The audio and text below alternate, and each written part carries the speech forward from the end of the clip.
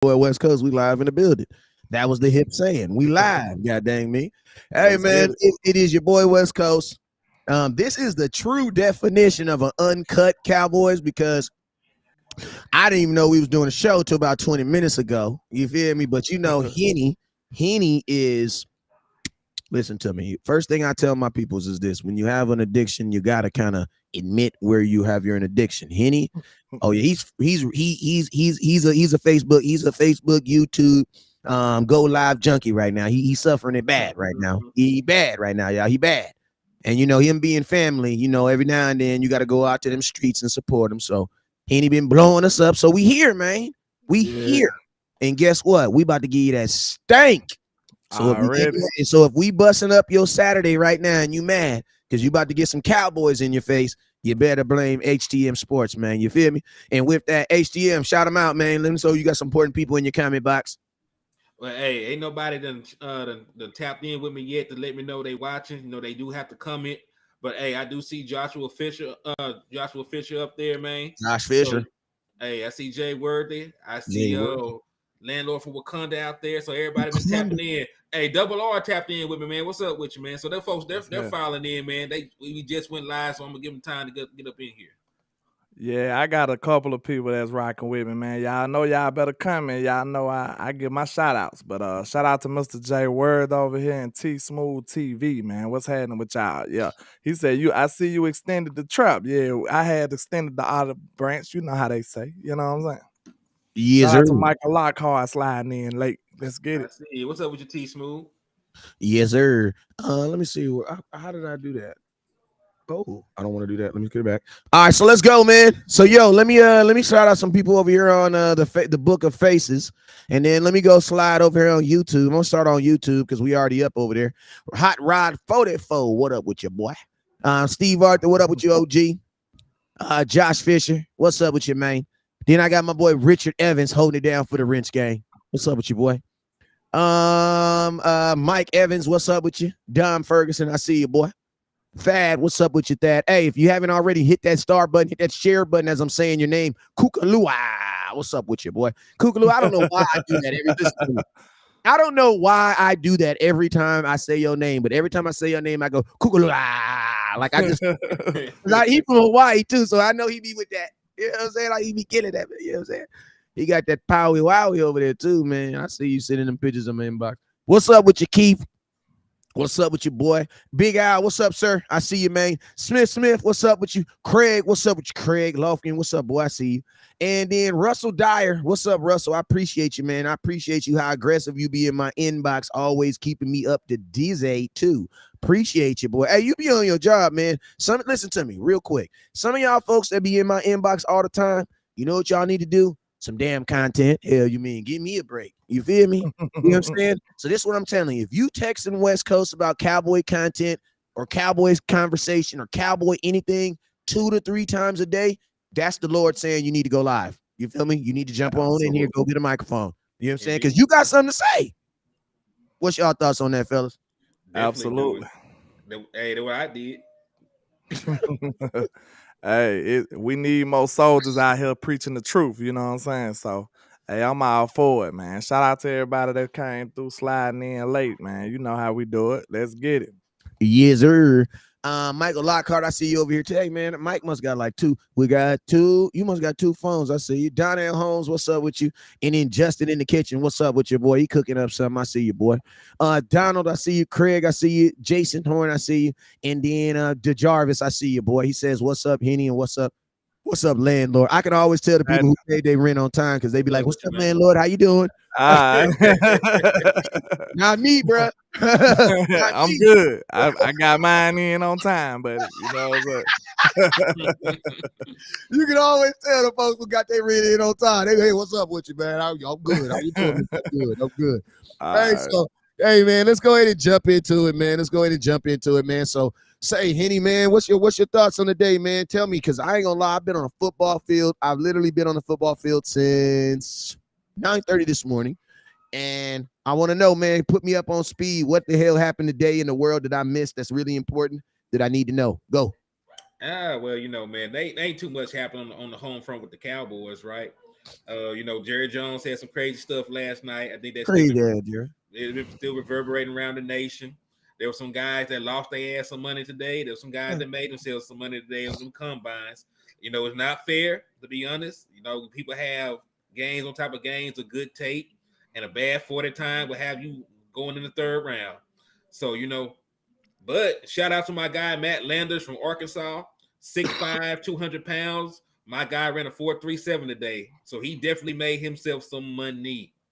Yeah, especially with a 6'5" frame. Running like that, somebody gonna give him a shot. Now, wait. He what and what? Say that one more time. Matt Landers, 6'5", 200-pound wide receiver from my Arkansas Razorbacks. I knew it sounded familiar. I seen him play last year. Go ahead. Yeah, he actually led the team in reception, and he led our team in receiving yards and receiving touchdowns. He was a big play wide receiver. They actually projected him to run a 4.5. He blew that out the water. He ran a 4.37 both times he ran. Jesus. That boy running like the rent. Landlord was the rent due? Because that boy was running like the rent was due. He had somewhere to be in it. He had somewhere to get. All right. But yeah, man, I ain't gonna lie. I was a little intrigued on some of the wide receivers. And I seen somebody said Anthony Richardson. Like, that dude is athletic, man. I didn't think he was gonna test like that. Good grief. This man ran like a 4.4. And then 40-inch vertical. You don't look at him like that. Like, good grief. That's why everybody's saying Josh Allen type vibes and stuff like that in the future. Like, he's gonna be a guy like a project at the beginning of his career. I feel like I don't think he can step right in, but you never know until you put that you know what I'm saying, put him in the water and see if he can swim, see if he gonna sink or swim. So we'll have to see how it happens, depending on where he go. That's a big deal to me. A lot of people don't be understanding, man. It be depending on where they go. Because you can go to the wrong place and be in shambles. You go to the right situation and show out. So facts. It just depends on what happened with where he landed to me. So yeah, I mean, what is this guy? I mean, where are you not necessarily projecting him, but I mean, I don't project the Cowboys to take a wide receiver in the first round, at pick 26. But I mean, if they did, is this a guy that you guys would be looking at pick 26? Who? The wide receiver you guys are talking about. Absolutely not. No, not Matt Landers. Matt Landers was not even projected to be drafted at first. He's going to get drafted now, but he's not going to be a guy that's going to get drafted in the top rounds. He might be a 4th round pick now. It would be the only people I even consider drafting in the first round as a wide receiver would probably be the people who ain't gonna fall more than likely, but it'll probably be somebody like Zay. And you know what I'm saying? It's kind of crazy because Zay Flowers is a smaller guy, and I don't see the Cowboys committing to a smaller slot guy that early anyway, though. But if you asking me personally, I'd draft Zay or Josh Downs or somebody like that. You know what I'm saying? But you can get, shout out to Tyrone Church. Tank Dell probably my favorite receiver in this draft. Real talk. Especially somebody that we could actually get. You know what I'm saying? Like Tank Dell looking like that guy. He beat everybody in receiving yards in the nation. He led the nation in receiving yards. He led the nation in touchdown catches with 17. The man had almost 1,400 yards. Huh? I said Jesus. Yeah, he almost had 1,400 yards. He led the nation in receiving yards and touchdowns with Clayton Tune, and I don't think he was even like that. You know what I'm saying? He okay. He okay, but he was overthrowing the man and underthrowing the man on the film I watched. So his numbers could actually even be better. That's what's scary about him. But he tested out at a 4.5, but I ain't too concerned about that. You know what I'm saying? Like, if you look at the 40 run in the combine, do it look like football? No. It look like track to me. Mm-hmm. You know what I'm saying? This ain't track. We playing football.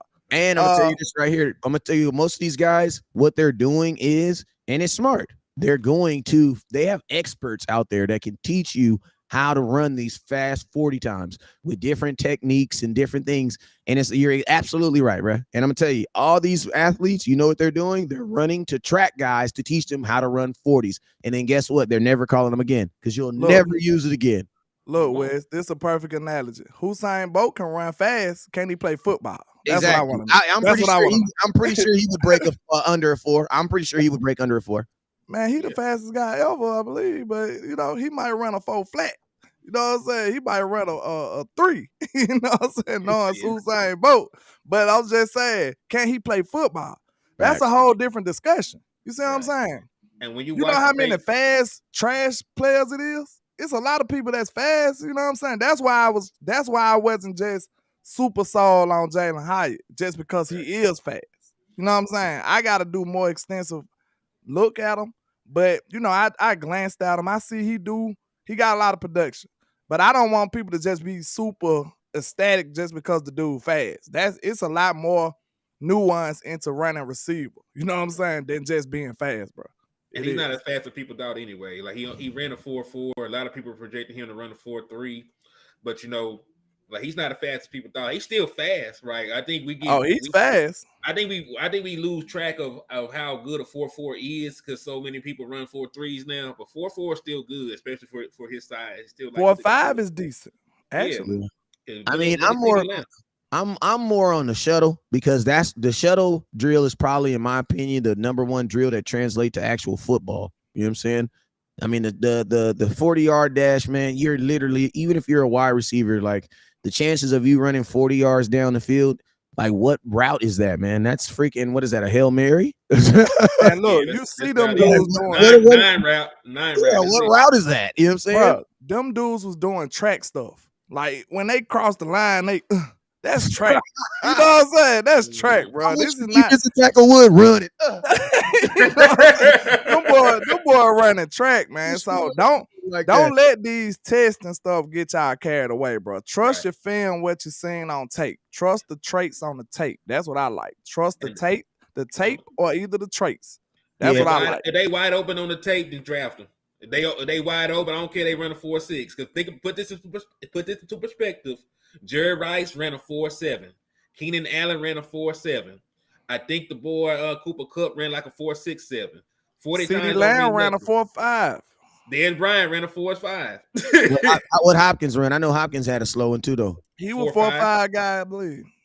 Hopkins a 4.5 guy. I feel like this, right? Most like I said, the 40. I think like the shuttle drill is, like I said, I always say that the shuttle drill is by far the most translatable because it's in and out of your breaks, and that's what really football is. If somebody's running 40 yards, man, it is a broken play for sure. You know that's way more important, Wes. You just said something. A receiver getting in and out of his breaks, that's really way more important than a 40 time. Because like the 40 time really just come into play on a fly route more than likely. Right. You know what I'm saying? Like fly routes. And how many times you just gonna run a fly route during the game? Not many. Not many, unless you just a Jalen Hyatt type guy. You know what I'm saying? So in and out of your breaks is way more important. If you can get in and out of your breaks quicker than the DB can, you're gonna be open. You'll be open. That's as simple as that. And then I'm gonna tell you this too. Like I also feel like this. If I just want some pure speed, I guarantee you there's going to be some 4.2 guy that doesn't even get drafted. It's going to be a bucket. You got on your team right now. You got a 4.2 guy on your team right now that don't even get the ball. Yeah, so exactly. And he can't even get on the team, get on the field. So, and I'm going to tell you, fellas, think about this. The thoughts that we really got to be thinking about drafting the wide receiver right now is, hold on. Is this wide receiver that you draft this year, can he beat out Jalen Tolbert? I ain't gonna lie. Listen to me. I don't want to talk about no receiver that if we believe Jalen Tolbert was in this draft, he would be better than. I say this. I probably take Tank over him right now. I ain't gonna lie. I'm kind of sold on Tank. I love Tank. So he my pet cat of the draft as far as wide receiver goes. Now listen to me though. But you guys get the premise of what I'm saying though, right? You guys get the premise of what I'm saying. The premise of what I'm saying is this: if anybody that you don't think is better than Jalen Tolbert should not be added to the team. Shout out to Craig Lofton on Facebook because he just, man, it just make you mad at Kellen Moore. That's what I was whining about on my show earlier. He said we know nothing about Tolbert, bro. We really don't, bro. That's what I wanted to avoid, y'all. Thank you, I wanted DC to for life. avoid this. Hey, listen, Yeah, fellas. yeah, we Remember, appreciate you, we were DC for life. begging. Man, we was listening to me. We was begging, just bro, just suit him up. There, I have film of us literally just saying, just put him in a uniform. You know what I'm saying? Just give him his helmet, bruh. Exactly. Like, I would be even more pleased if I seen him try and fail. and let me tell you the disrespect. Because at least I know what he is. You know what I'm saying? Think about this, landlord. You gave freaking, and listen, I ain't gonna lie. Dennis Houston was balling at training camp, so y'all leave me the hell alone. I went on national TV, national Facebook, and YouTube and said he was the best wide receiver on our team. And you know what? That day and at that moment, he was, because CeeDee Lamb was tripping like a mug, man. He was tripping, man. You know what I'm saying? But listen, they gave Dennis Houston a whole game, bruh. They didn't even draft him. Ooh. And he getting reps over. He getting wide receiver 1 targets in the first couple games. And then you want to get Wasn't mad he, at him though? because he jumped offside in a game that he ain't never, like, come on, bruh. Like, if you didn't play football, I put that more on the damn offensive. Why would you put him on the third down? Why would you put him out there knowing that he's fair, not though, like I said, that's wide receiver 101 though. You supposed to check with the ref before you line up. You know what I'm saying? Because you gotta think, a wide receiver is the furthest away from the line of scrimmage, so it's easy to be outside. If you know what I'm saying. So you while you walking out there, you supposed to be like, hey ref, I'm good. Okay, that's how wide receiver life go. Hey, you know, landlord, but you know what that also means though? That means that that's not being preached. Yeah, that's true. You get what I'm saying? Yeah. Because a rookie should be doing it out of muscle memory and out of his ass knowing he better do it because he's been, you know what I mean? That's supposed to be second nature. Like when you catch, you tuck the ball. That's supposed to be second nature. Like, hey, I don't mean to cut y'all off, but I gotta give a shout out to DC for Life X for the $5 donation. I appreciate you, kinfolk. Yeah. Sammy Rose said he just saw Tank Dell highlights. We got Tank Dell at home. It's called Turpin. I wouldn't say that. Turpin. Well, I don't know what Turpin is either. Out on Turpin as a wide receiver. Let me keep it real. I can't say we don't know, Wes. What you seen? You must have seen. Well, did you see him in training camp? Because you must have seen something we didn't see. Because I ain't seen nothing. This is what I'm saying. The reason why I'm out on Turpin as a wide receiver for the Cowboys is because there's never going to be a situation, I believe, that he is going to get behind a defense and Dak is actually going to throw the ball 40 yards. I don't think that's going to happen. Now under a Kellen Moore offense, he might have did it because Kellen Moore slaying that thing. You know what I'm saying? He was down to throw the ball 40 times. But he wasn't down to throw it down the field though, right? Exactly. And I'm gonna be honest with you. How did Ty get that shot? But Turpin never it was did. 3rd and 30. He ain't had no choice. It was desperation. Like, you got to think about the amount of damn curve routes this man was calling. And what was even crazier about it, he was throwing curve routes. He didn't even have no counter to it. There was no stop and goes, right? Because if you have a stop and go in there, these folks will not even be trying to jump the routes like that. You hit them over the top with a stop and go one time, they would stop jumping them damn curve routes like that. But we never saw that. Yeah, man. Shout out Kellen to Moore is corny. I'm not gonna lie. Shout out to DC4 Life X with the $5 super sticker. I appreciate you, sir. Yeah, like I said, and Kellen Moore has low key kind of messed us up a little bit. Like, yeah. We all, you know, it's like we was in an abusive relationship, and it's like every time we see a red dress, we start twitching. You know what I'm saying? Like, yeah, we got PTSD because of KTSD. I'm not, but listen, I'm not out on Turpin yet because the kind of offense we're going to be running, right? This man can catch a slant, and he has the speed. He can turn a slant into a house call if he has a scene. Now, be real. Tell them what you told me on the phone. This finna be sad. Go on, tell them about Turpin what you said on the phone. Wait. Which comment? Let me put him on the big screen. Remind me. The one that hurt my feelings when I was like, that was just sad, bro. Oh, you on the big screen? Oh yeah. The only time that Turpin actually got a ball caught was the last play of the playoff game for the 8 yards. So that was the one when Zeke was at center. When Zeke was at center was the only time Turpin caught a ball. It was all. Ain't that sad, y'all? Like, y'all, we should be angry. I told him, I said, man, Kellen Moore need to be sued, bro. We need to be suing Kellen Moore. The Cowboys fan base, if not the organization. We need to have a lawsuit against Kellen Moore, sir. He robbed us of 3 years of Tony Pollard, and he set up here and robbed us of a whole full season of seeing what Jalen Tolbert is and what Cavante Turpin is. We need a lawsuit, man. Let's go fund me and get a lawsuit.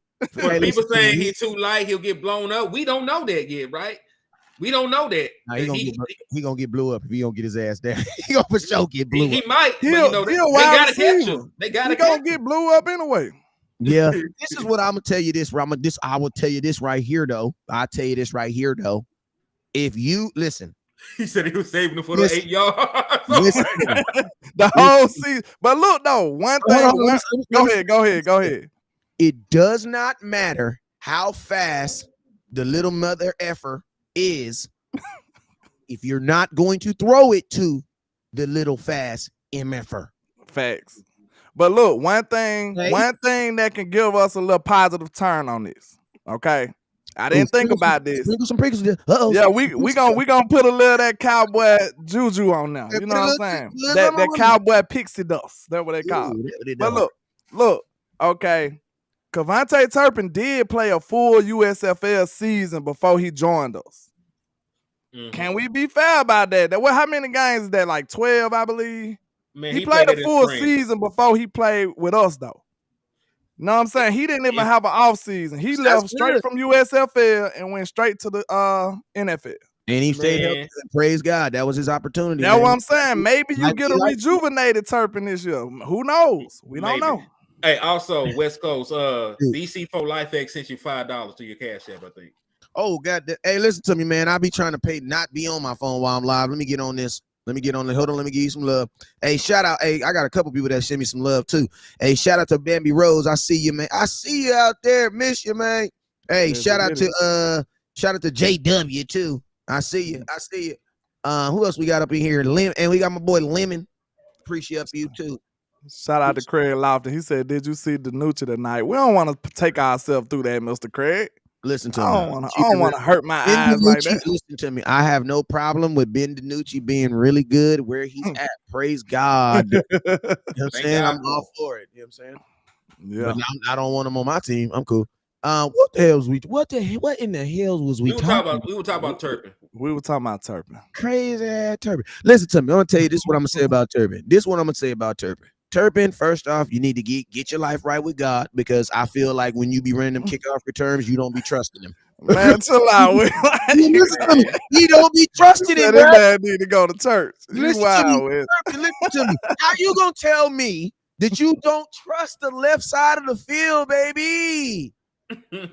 Like, once my boy commits to that side, he gone. That's just what it is. You know what I'm saying? Like, one thing I've seen about Turpin is, like, when I first seen him, I thought he was like D-Jack. Like, I thought he could be like a little cheap man's D-Jack. But I'm going to tell you, D-Jack got, you know what I mean? He got that wiggle in him. He got some wiggle. Like, listen to me. This is a crazy statement, and I know it'll never happen because he's about to get paid, and you don't do this when he get paid. But Tony Pollard's a better kickoff returner. Like Tony Pollard is special on that kickoff return, bro. Like, and I know he record, didn't he? He tied it. I think he tied it with 7. Yeah, it was something like that. This. I'm gonna keep it real, man. What I would like to see Turpin do, and if you get your offensive line straight, just put him in the backfield, bruh. Put him in Turpin. Yes, just put him. I just said that today. If people were watching my show earlier today, CeeDee Lamb did rushing the ball. CeeDee Lamb every time. Go ahead. Look, when I woke up this morning, my youngest son, Therese, he was watching Cavante Turpin highlights from high school. Oh, you're so nasty. Yes. Look, and I'm telling you, when I walk by I'm just waking up, walking by the TV. I'm like, I heard Turpin name. I said, "What you watching?" He said, "Turpin from in high school." I said, "What?" Man, they was handing Turpin the ball and everything. He was a running back. He was all kind of stuff. So, like, the dude, yes, he knows how to do all of this stuff. So you might as well put him in his comfort zone and, use him to the best of his abilities. Like, you know what I'm saying? I seen him be this player. And now, of course, it was in high school. You know what I'm saying? It was in high school. We know that. But he's been this same electric player from high school, TCU, to USFL. So, I mean, put him back in his comfort zone. Hopefully now, we can get this full Turpin this year. Hopefully. Because, I mean, just to be fair, like I said, he did do a whole season. And he was the MVP. It wasn't like he was just playing on the team. He was the MVP of that league. I got a show idea. I think we need to do a show on Turpin in college and Turpin in the USFL and look at how he was used and why he excelled in those offenses and what we can do to get him excelled in this offense. Because he obviously, listen to me, I don't believe just lining him up as a wide receiver and telling him to go is the best thing to do. Because listen to me, you cannot outrun safety help. You know what I'm saying? I was about to say you can't if a safety's where he's supposed to be, you're not outrunning it, bro. You know what I'm saying? So it's like I know TCU was not just lining him up and telling him go. You know what I'm saying? I know high school he wasn't just lining him up and go because there's not enough deep. No offense throws the ball that far, that long, that many times. They just don't do that. Not even Kansas City does that. You know what I'm saying? Yes, sir. Like they were getting the ball into his hands and they was doing it fast. You know what I'm saying? So we definitely need to go look at some film and him and that was a great idea. And use USFL and then find out what they did to highlight this young man. Because MVP. Yeah, because I definitely don't want to give up. I definitely don't want to give up on him, but I just know that us just putting him out there in the slot and just gonna run fast. Like, bro, all they're gonna do is halo his ass and just he gonna be back there. And then I'm just be real. I love me some Dakota Let It Rain, but just like I tell my kids, listen, I love y'all, but I know y'all. Mm-hmm. You know what I'm saying? Like I love y'all, but I know you at the same time. Dak is not going to listen to me, Cowboy fans. Come up closely. Come closer. Your quarterback ain't doing that. And it's okay. Yeah. He won like 61 games doing it his way. You know what I'm saying? Yeah. But Dak is not throwing. He's not throwing the ball 70, 60. He's not doing that. You know what I'm saying? So and guess what? How do you get Kevontae Kirpin involved in this offense? You got to figure out a way, bro. He ran a 4.31 in his pro day. 4.34. Got one freaking pass. That's disgusting, bro. Bro, he caught one, Wes. And it was on the foolish play, too. With Zeke. That's terrible, man. That is horrible. We should be looking for legal compensation.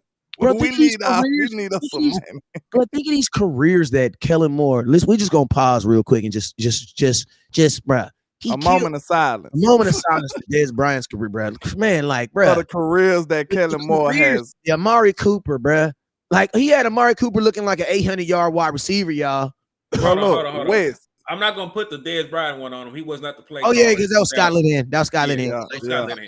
But what I'm saying is, like you just said, bro, just imagine what CD had an outstanding year this year. And look, if you watch film like I do, we'll have to come to the conclusion, like, okay, what percentage of those routes was curl routes? Because it was a large percentage. Look, CD went crazy with about 20% curl routes. You know what I'm saying? Like, that's crazy. We need some help picking balance. And think about this, and curl routes, and if they weren't curl routes, they were option routes. And an option route is damn near even harder. Why? Because an option route, now the quarterback and the wide receiver got to be on point. And it's like your quarterback. Think about this. Dak Prescott was out 5 weeks. First game of the season, back in, option route, middle of the field. What does Dak do? Interception. Hey, Craig Lofton, what did you talking about the big Georgia tight end? What did he do? Because that's interesting. Yeah, what did he do? I asked about him too. He had an athletic one-hand catch down the side. He had a good shot. I bet he ain't run the 40, did he? He a tight end. He ain't really got you. Oh, okay. Because he huge, though. If I was him, I wouldn't run. No, where do you see him going? The tight end. Where do you see him? What round you see him going? He ran a 4.64, so he good. Dang. What round you see him going? Washington. After that, he might be an early second, maybe a late early third, second. This man is like this man is 6'7", 6'7", and ran a 4.6. he is going like in the second round. He should be playing basketball. Shoot, hell you mean? Yeah, it's a wrap. Brian Peters said he ran a 4.65. Good Lord. Mm-hmm. Look, when you a player like him and you choose to run, oh, you know he finna cook. You know what I'm saying? Like, you know you ain't gonna do nothing but boost your stock. You know what I'm saying? He's freaking huge though. So I mean, the red zone target is ridiculous. What he can do for you in the red zone is ridiculous. 6'7". And he got some wiggle too, Wes. He got some wiggle. At 6'7", there are 5'11" corners. I don't give a damn how high you jump, bro. If he jumps as high as you're not legally, theoretically, unless you on something, you should not be able to get up that high. Most of the corners in the NFL are like 5'11", 6'1", bro. How are you like, bro? How is a 6'7"? No, how's a 6-foot guard gonna out rebound a 6'7" power forward? Typically, that doesn't happen. I love weed. I ain't gonna lie. I ain't gonna say Nez Gates though, because Gates was one of. I ain't gonna lie. I used to love Antonio Gates. That dude was some beast, bro. I used to love Gates. Gates. Who else? Gates and Gonzalez. I believe they kind of ushered in that new breed of tight end. Hey, you know, it was a couple of more of them, but them two kind of made and Shockey too. Oh my God! Even though he a giant, there you go. Even though he a giant, Shockey might have been the first one to usher that in. Wes, real talk. Listen to me. Shockey was a monster, bro. You literally took his name out of my mouth. Man, I ain't gonna lie, I used to like Shockey, bro. Not even like him, but like Loki used to have fear for him, bro. Because I knew he could play, bro. And in the final moments, bro, he was gonna come. He was gonna do some weird stuff. But Shockey, yes, he was definitely a tight end. I had a high appreciation for. Yeah, like I'm talking about like who ushered in this new athletic tight end. I believe Shockey might have been one of the first ones. Well, Shockey was definitely. Then you got Antonio Gonzalez and Antonio. You know who was nice too? Gates. Jimmy Graham was nice for a period too. Obviously Gronkowski too, but Gronkowski was more physical than he was anything else. These dudes. He was athletic too. Yeah. Shout out to Rashad Johnson. Hernandez, bro.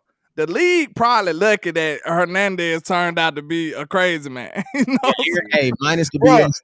If we would have had them two, if them two would have been playing on the same team, sir, it would have been hard to stop them. Man, forget about it, bro. Forget about it. Because you don't remember at the beginning of their career, nobody knew who was gonna be the best. It was debates about, was Hernandez gonna be better than Gronk? It was debates about this. Like when at the beginning, nobody knew what was finna happen. Another one, Vernon Davis. Vernon Davis, nice too. Yeah. I love Vernon Davis. I'm gonna tell you, since we on the subject, I'm gonna tell you another person that I had a high appreciation to, and I used to love him play is Boston, the wide receiver when he was in Arizona. Boston, the big wide receiver. You talking about Anquan Bolden? No, not Bolden. It was the wide receiver Boston, man. Was he Arizona? Man, I can't remember where he played for. I'm about to Google him. But yeah, he was nice. He played wide receiver. He was a big receiver. I remember the one you talking about too, but it was another one. Last.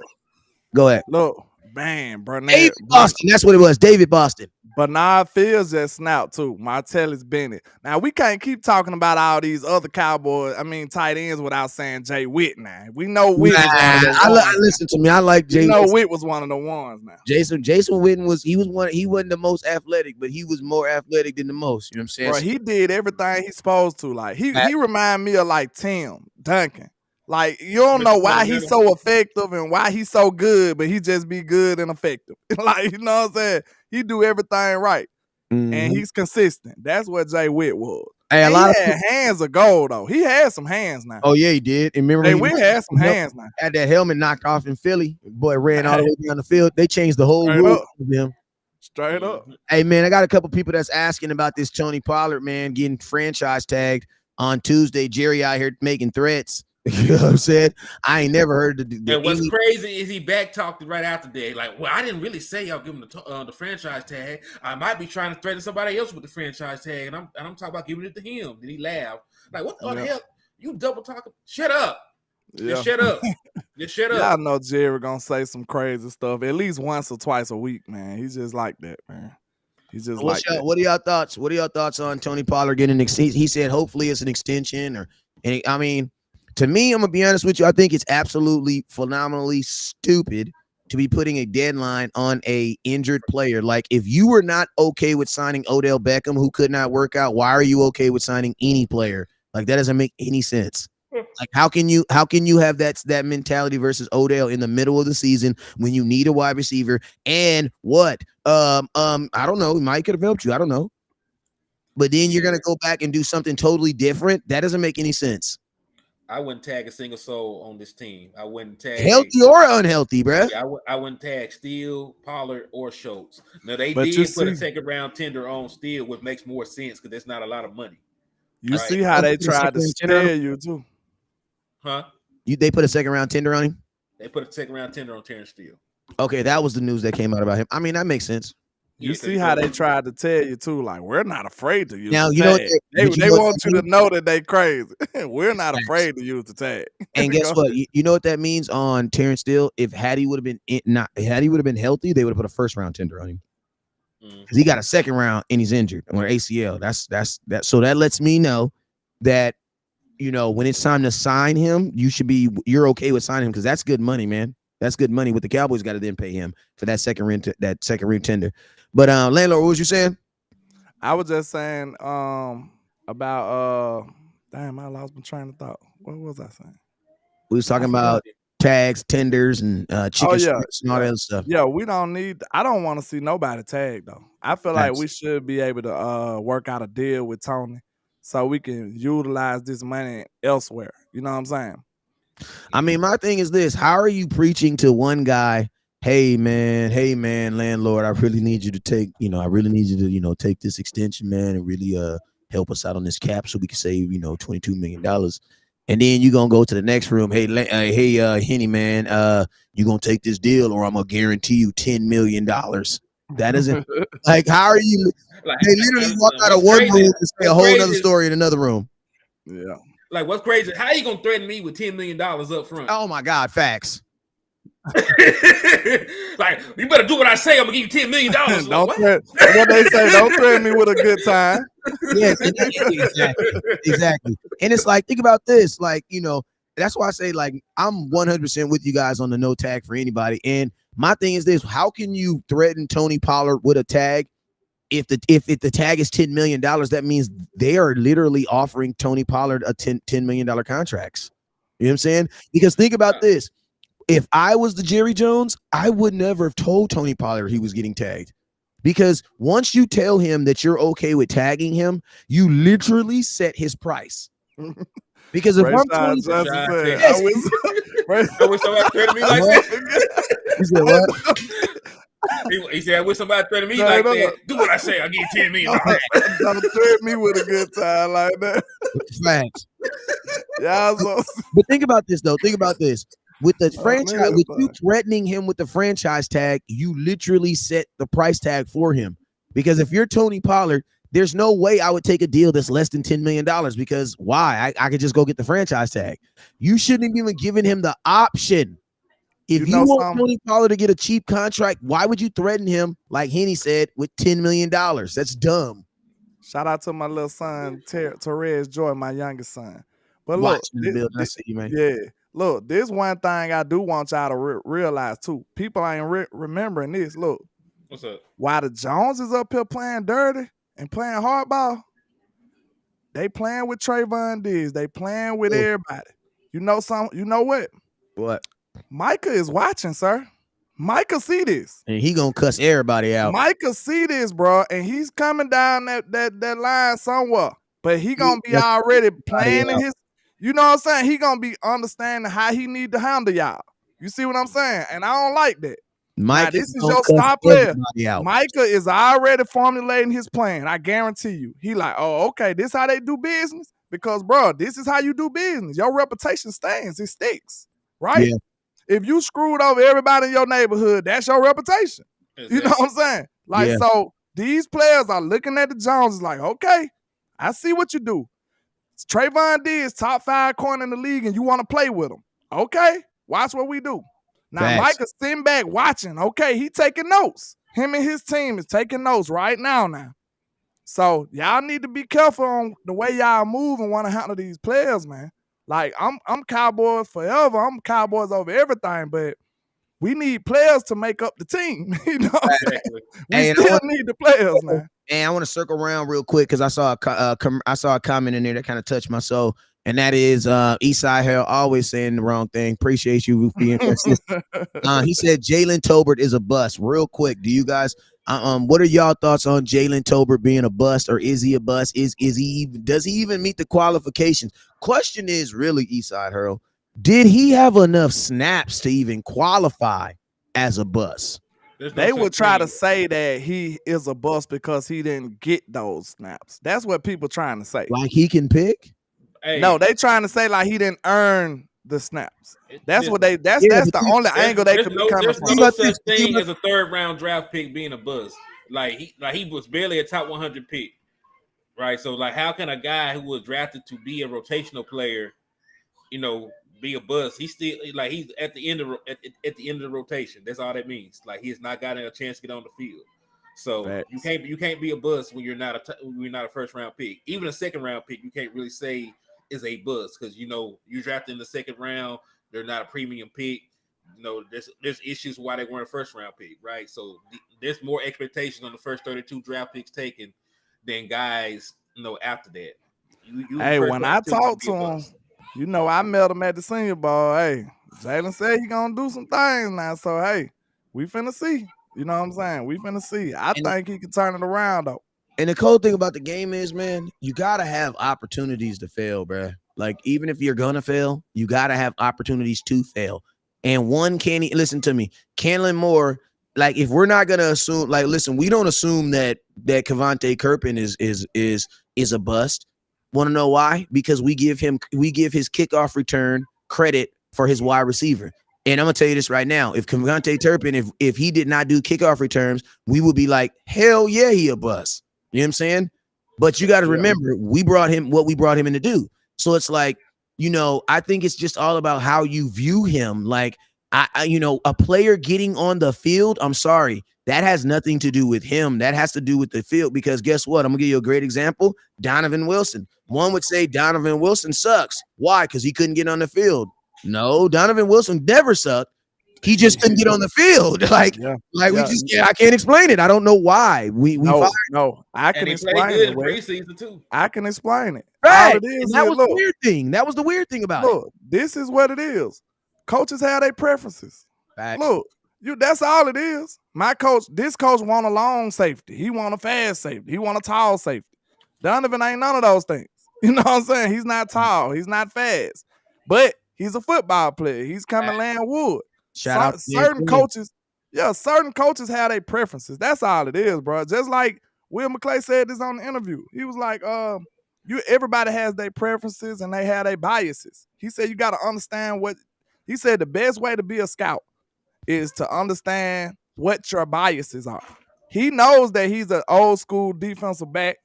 And you know what I'm saying? They don't coach him the same, Wes. What the old folks say, they don't make them like they used to. No, so he understands that. You know what I'm saying? He understands that. The same way.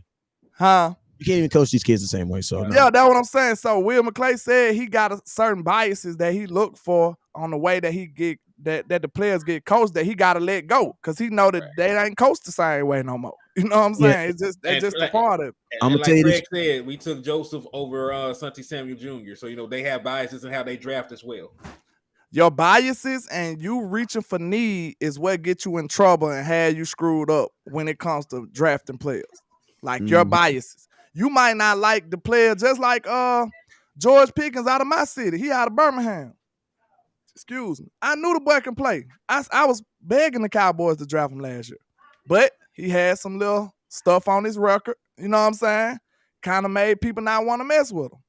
But that's a preference, right? That's still a preference. I want choir boys. What we used to laugh at Jason Garrett about. Him liking all these good Christian boys that don't want to do nothing wrong. You know what I'm saying? Like that our guys. Like Mike McCarthy kind of brought some attitude guys in here. Jason Garrett had the cleanest guys you ever want to see. You know what I'm saying? Mm-hmm. Like we used to joke on Jason Garrett for having all these clean guys on their team. And what's even crazier, we still have guys with character issues on the team right now. but because they were undrafted, the front office is fine with that. Yeah. I think it's stupid. Like, you don't want guys with character issues. Don't bring them in as undrafted free agents either. Yeah. Yeah, the reason is, it's all about your loss, man. If a guy, it's about trying to project your loss. You know what I'm saying? If a guy has character issues, then if he messes up, you invested money in him, and then you lose that money. You know what I'm saying? Like Kelvin Joseph right now, for example. Kelvin Joseph, like the Cowboys, honestly, like we're at the point now where we're at Kelvin Joseph where we're so invested where it is small. It's almost like he has to eventually do something. You know what I'm saying? You get what I mean? Like, because like we're the second round pick. You stood by him behind the situation that happened last year. You still put him out there and played. He gave up 2 touchdowns in the game you lost. You win that game. Guess what? That's the difference between you playing at home in the playoffs and playing on the road. You know what I'm saying? So, yes, that had huge ramifications. And you still stuck with it. You still gave him opportunities. So I do want to. Go ahead. Look, I got one thing to ask. Know you the numbers guy. Whenever you get a chance, please look into the NFL, even if you can look this up. I want to know the percentage of third-round picks that play. I think that's a good question. Or is that just the Cowboys' ideology? Because we expect the third-round pick to come in and start and produce. We don't supposed to replace with the draft like this. This is only the Cowboys' ideology. Yeah. Like replacing a starter with a third-round pick. Look, if we went into this right now, Wes, this right here let you know that this is craziness. Say, for instance, we had no slot receiver right now. None, 0. And I tell you, Wes, hey, check this out. We're going to go into the draft and replace a starter with a rookie third-round pick. How excited would you be about that? We got doubts about replacing the guy with a first-round draft pick at receiver or something. Listen to me, fellas. I'm going to tell y'all this right here. If you're going into the draft with a need, you failed free agency. Yeah. Can we say that? Can I get everybody's opinion on that? Can we all agree on that? If you're going into the draft, because you guys got to remember, the last time we played was January what? Someday in January. Yeah. And guess what? The draft is in April 26th. You have ample amount of time. You got 90. You almost got 4 months. You have ample amount of time. If you're going, listen to me, I'm saying it right now. I don't give a damn what the Cowboys do in the draft. If we go into the draft with the same needs, you failed free agency. And I'm gonna tell y'all this. I'm gonna tell y'all, think about this. The Cowboys last year, we started off free agency, man. I mean, in that 49er game, we got to stop the run, bro. We got to stop the run. We got to stop the run. We got to stop the run. 49ers, this is 2021. Beat us in our stadium. Drop 126 on us. Free agency. Hold on, all free agency. We saying, got to stop the run. Got to stop the run. Don't bring in nobody. Don't do anything. Then we go in the draft. Guess what happens in the draft? Hey, man, we got to get a run stopper. Got to get somebody to help us stop that run. Guess what? Don't get nobody. The one kid you did get, the kid we did draft, you end up letting him go. He went to Washington, ended up starting a couple games for him, the white boy. Yeah, Ridgeway from Arkansas. It was a stupid move. That was a stupid move. Made no sense. But you kept the kicker and you kept a bunch of other dudes we should have let go. So you see how the Cowboys never fix the need, so the need is always there. Go ahead, LandLord. I see a percentage, man. This is just a rough percentage. They say like 36% of the third round picks that start. So we going in here looking not only for him to start, but for him to produce. No, I'm saying like, that's crazy. Have a role. That's crazy. Have an actual role. That is crazy, y'all. I don't think y'all get it. Like, that's crazy. Mm-hmm. My boy said Eagles about to lose a free agents. They just got. I mean, the one thing about the one thing that sucks about the Eagles is, and it sucks about any team that loses in the Super Bowl, but they did lose. So it's like, since a lot of times when players get money, they might when they win a Super Bowl, they might be inclined to take less money to stay together. You know what I'm saying? So I definitely feel, and I'm gonna tell you this right now, Cowboys, do not be Cowboy fans. Do not get funky with me and try to blow my inbox up, because I will block your ass when I start making content about the Cowboys interested in possible Eagles players, because they got some people I want too, and a bunch of them dudes will look good in Cowboy helmets. I'd take Hargrave right now. Thank you. I don't want to hear it. I don't want to hear it. That's all I gotta say. What are y'all thoughts? Who's some Eagle I'll players? take Hargrave right Hargrave. now. I'll still take Fletcher Cox. He got quiet for a minute. I will too. If Right price, I'm taking Fletcher Cox. LandLord was like asterisk. Nah, He a little older, but he a player though. He's still balling at his older age. Pull up their free agents. Ain't that boy Graham out there though? James Bradbury is still a James free Bradbury agent now. It's gonna be a free agent. He got Miles Sanders a free agent. Time out. Wait. Let's talk about him real quick. Pull up them Eagles free agents real quick. Pull them up. Because I'm gonna tell y'all something. I'm gonna tell you what these other teams be doing. They be taking players from divisional players. Like that's what you're like, Mr. Take Your B. You feel me? Like, you know what I'm saying? Like, it's different between getting a girl who got a, she's single and she cool, but then you really take somebody. You know what I'm saying? Like, hey, I got the list pulled up right now. Yeah, I'm Mr. Take Your. You feel me? Suiting them and stuff too. They was just a couple coffee guys. Can we start with Bradbury first? Because I feel like if I make a video about Bradbury coming to the Dallas Cowboys, I'm gonna get crucified. You will. Because nobody. Payne just got the franchise tag, so he off limits right now. Yeah, we knew he was gonna tag though. I knew there was no way he was walking out of the building. How do y'all feel about Chauncey Gardner Johnson? The safety? That's the one that had all them picks, then. Yeah. My only thing is, if you bring him to the team, who are you to get? Because Hooker's under contract. J-Ron should be under contract for one more year. No, is J-Ron a free agent? No, J-Ron. Nah, he got another. He got signed one more year. And then, like, bro, if you bring in Chauncey, then that basically means that Dono's going. I don't want to. No, sign Dono. You best to I ain't gonna lie. And look, did y'all see that article came out saying that they basically struggling to sign LVE and Dono? And I told my people, hey, get ready, because they gonna probably screw us with Dono, y'all. They probably ain't gonna sign Dono, and I'm gonna be mad as hell. I'm gonna tell you the truth. I don't want to hear no damn article about them struggling to sign LVE and Donovan Wilson, because them is two folks that don't even know each other. Hell, you mean? No, their play is so different. You should not be struggling, because you should want to sign Donovan Wilson and LVE. I'm gonna put it on the table. If it's there when I get back, I'll take that as a sign. If not, I'm gonna shake your hand right now. Hell, you mean? How are you struggling to sign LVE? Are you really telling me you're offering him money and he's saying no? I guess he want more. He's saying no. Listen, I guess LVE grew a backbone. He said he ain't gonna get bent over this year. Yeah. He sure got bent over last year. He got like, bent I'm over asking myself, what is he using to say, like, when LVE, oh man, here goes your contract. What are you saying in return? What are you saying? Oh no, I just feel like I'm better. What? Did you see those last 4 games? That's what he gonna say. Bruh, listen to me. Let's look at his cumulative numbers. I don't agree, but you know what I'm saying. I said like this: 4 games, if anything, proves the inconsistency. I can't. This contract's gonna be 17 games. This is a good segue to something I want to talk about too. There's better linebackers out there. It's better linebackers out there than LVE. Look, let's name replaceable positions on offense and defense. Who are some players that could be replaced? Because we talking about one right now. LVE is a replaceable position. Easily. Well, hey, Malik Hooker is a replaceable position to me too. I ain't gonna lie. Well, listen. Yeah, but you're not gonna sign. You're not LVE signing a free agency and sign another safety free. You'll be signing 2 free agent signs. Well, I'll say a upgradable position, somewhere that you would like to get better at. We'll say that. Well, I'll say this in LVE's defense for wanting more money.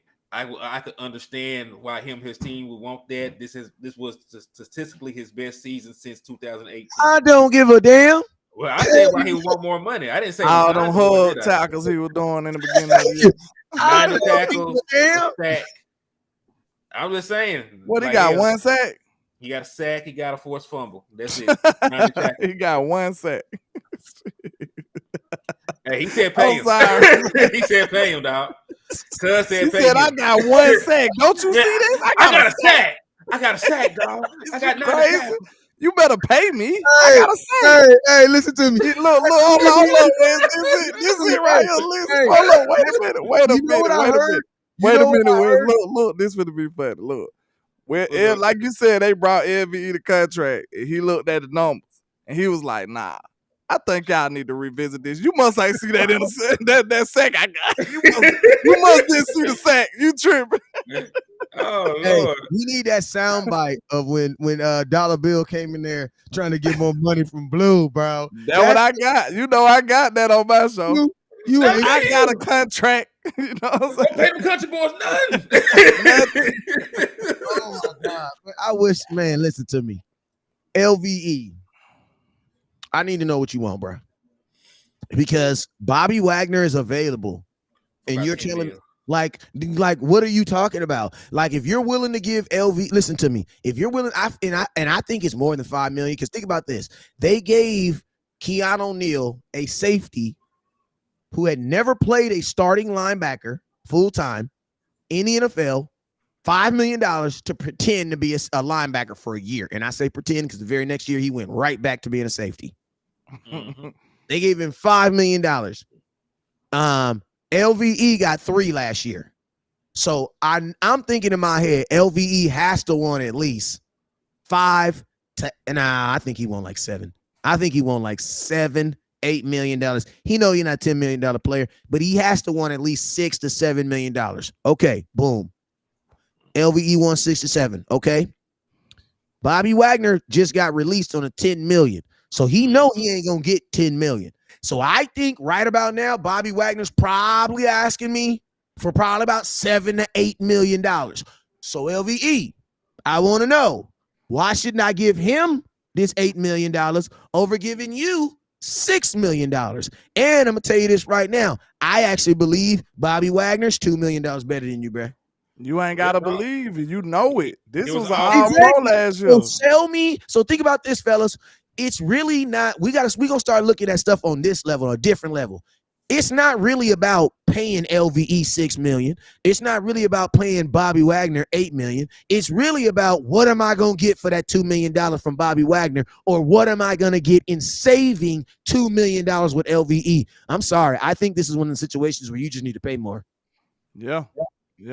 Like, you gotta pay to play. Save on your middle. There's just some things in life you shouldn't save on, bro. Don't save on your middle linebacker. Don't save could on. move LVE to Don't the weak save on side the and sign Man, Bobby too. Let's go younger. You already got athletes out there. Like I prefer to see Damone Clark playing weak side linebacker with the speed he had. That man got up to over 20 miles per hour running a guy down last year. So I would just have Damone Clark play weak side linebacker.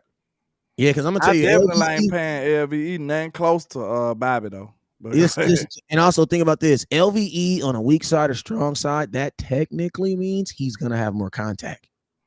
So everybody's up here saying, "Oh, put him on the outsides, he'll get less contact." Or I would think a middle linebacker would probably get more contact because they got a defensive tackle. When you're on that edge, you're going to be running, and we got quarterbacks in our division that actually run the ball, like Daniel Jones, Jalen Hurts. Those dudes are going to get on the edge. And if Even Lamar, oh my God, listen, I'm gonna tell y'all. Can I say something real quick? Because this Starboy is ain't lying this though. is this. What he say? What Starboy say? What the hell Starboy say? He said nobody knew LVE before we drafted him because I sure ain't know him. Hey, that's real truth. I forgot what I was gonna say. Know it. Oh, he said I love Weed said Devin Bush for a year. I'll take him over LVE. I would too. You know what? This is my thing, right? I don't even care if my middle linebacker is athletic, bro. Are you smart? Because right now, the number one thing that my defense really lacks is a brain. Because Micah Parsons is not your brain. You know what I'm saying? We tried that and it didn't work out that well. Thank you. And theoretically, bro, your safety shouldn't be your brain because he's the furthest dude from the play. Yeah, he got to run up to talk to people. Thank you. You know what I'm saying?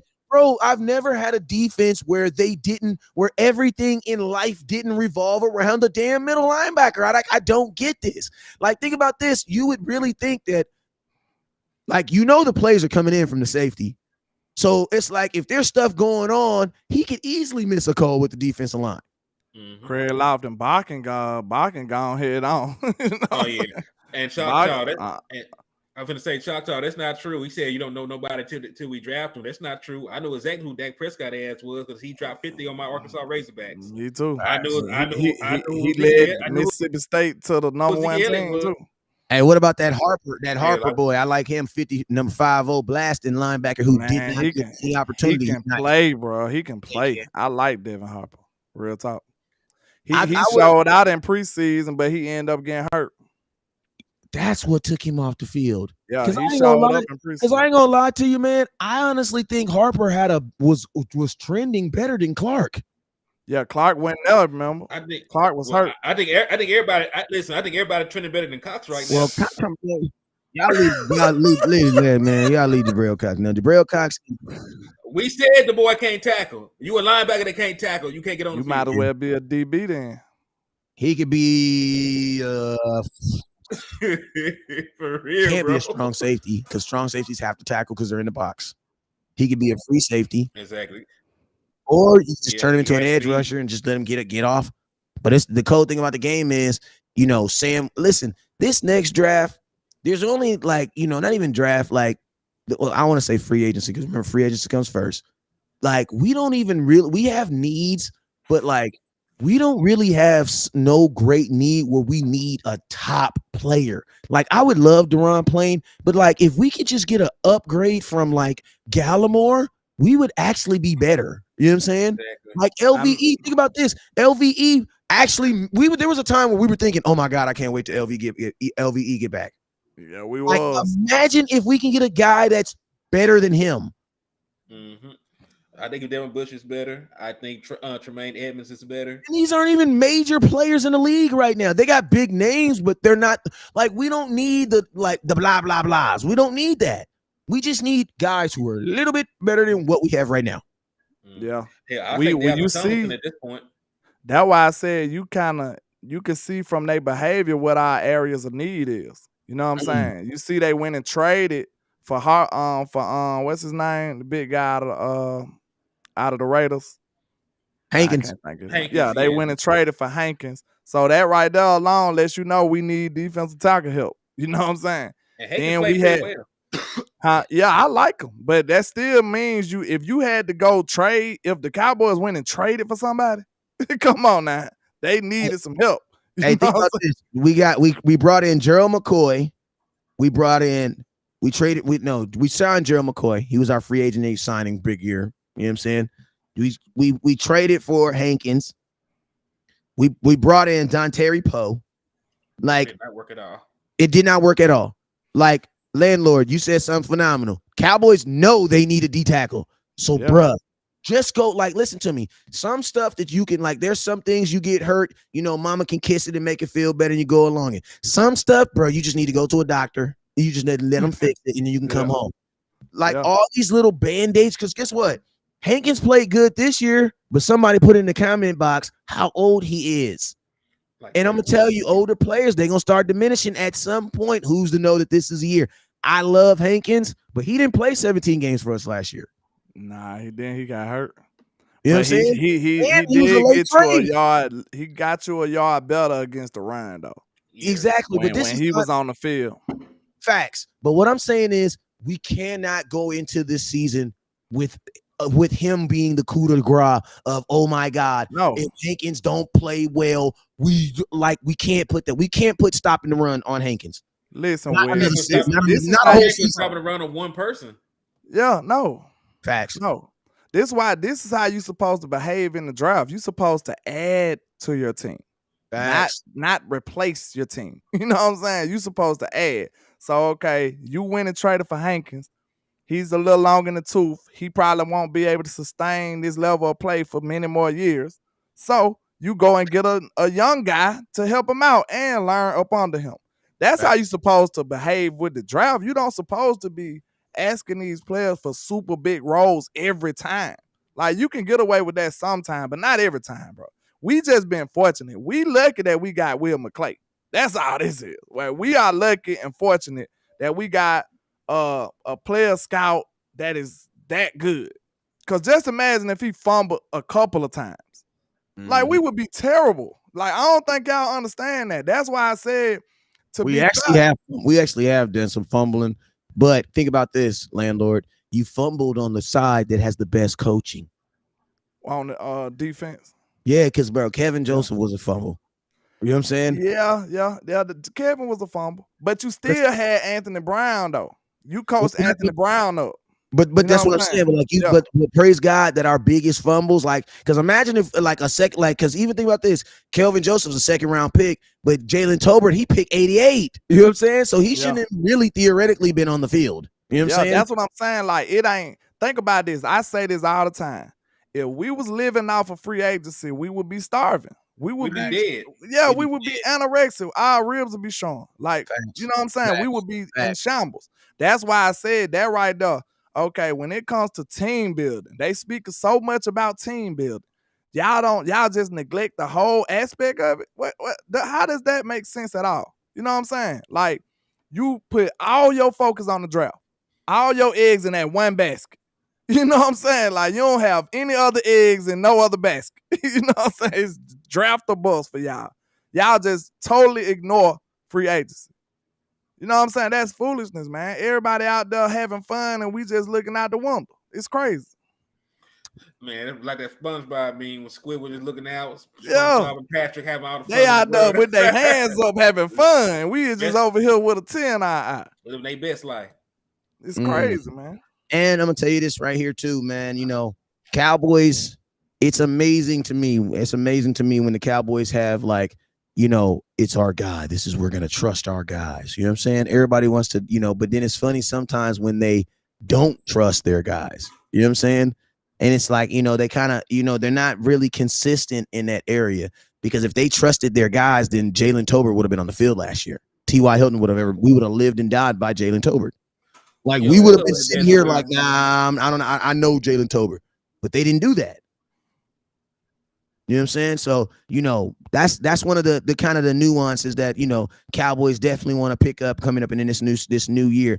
Also, man, let's talk about, kind of finish this show up. Let's kind of talk about, you know, another guy that, you know, a big name that we Cowboys got to think about what they're gonna be doing too is Dalton Schultz, man. You know what I'm saying? I think it's, you know, obviously, you know, with the Cowboys saying that they are going to franchise tag Tony Pollard, that means that leaves the conversation for Dalton Schultz and what's going to happen with him. So what are y'all thoughts on Dalton Schultz? I think he's gone. I don't want him to be gone, but I do not believe they are going to work out a deal. Dalton Schultz has found himself in the predicament of being the best available free agent in his position. When you look at Dalton Schultz's production over the last 2 years, right? Like, he is like top 3, top 2, and like a whole bunch of different categories among his position. So he's going to get paid by somebody. Like, people in Dallas may not look at Dalton Schultz like that guy, but people around the league, like, he has put up production. So, and the only people that don't like Dalton Schultz is Cowboy fans.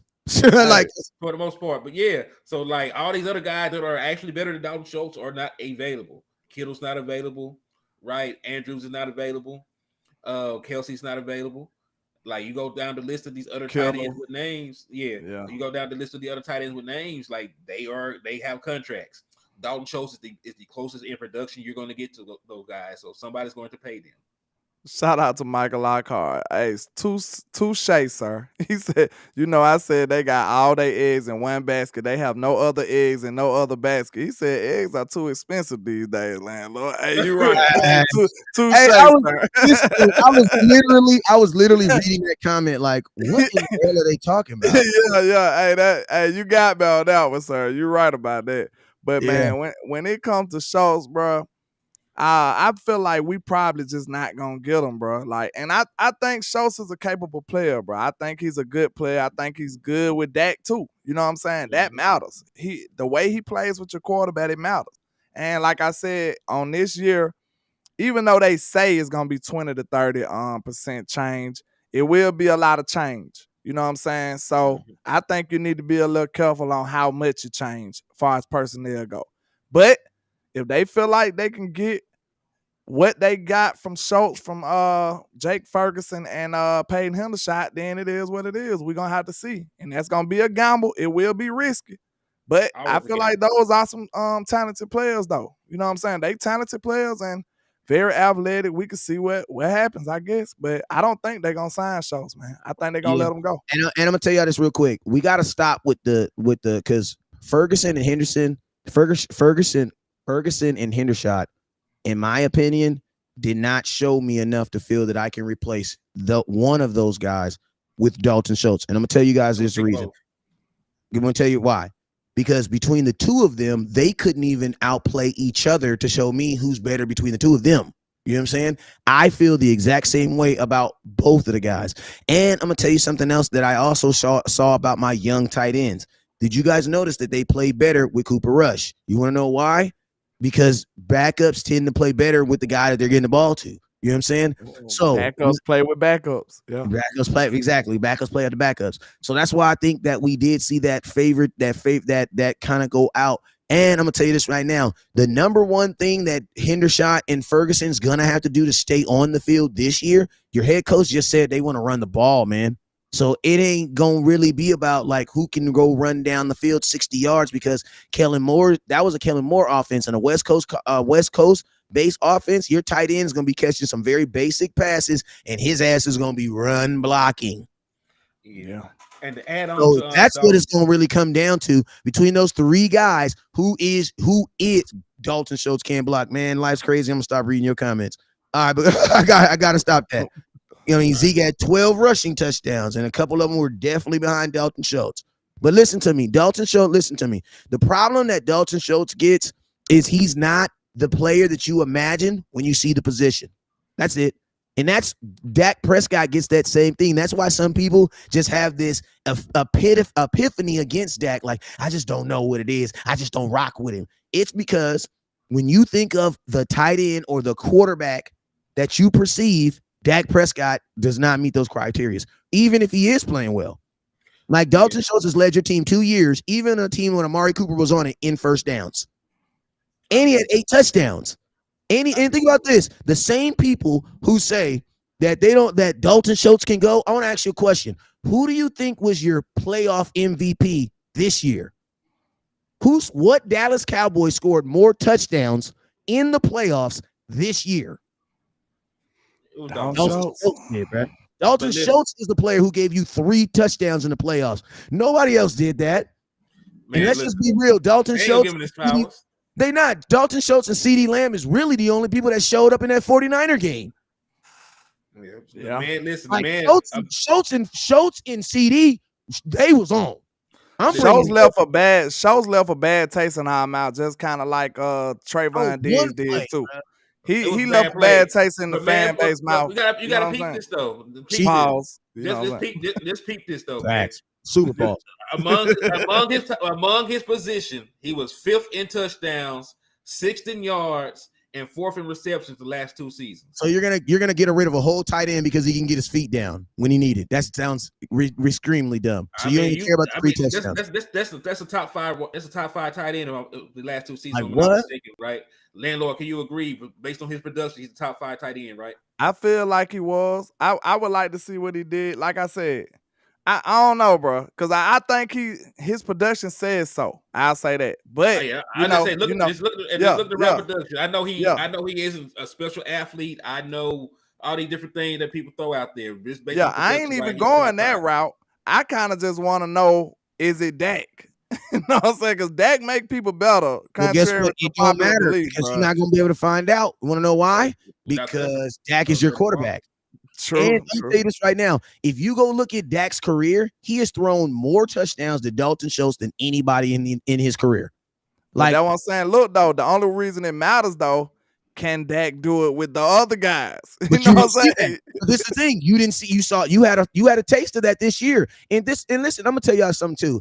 It really doesn't matter. I want everybody to say it really doesn't matter. Say this, everybody. It really doesn't matter. Say that. Everybody say it really doesn't matter. It really doesn't matter. You want to know why? Because in a West Coast offense, you need 3 tight ends. You want to know why? Because you're going to be running a lot of 12 personnel.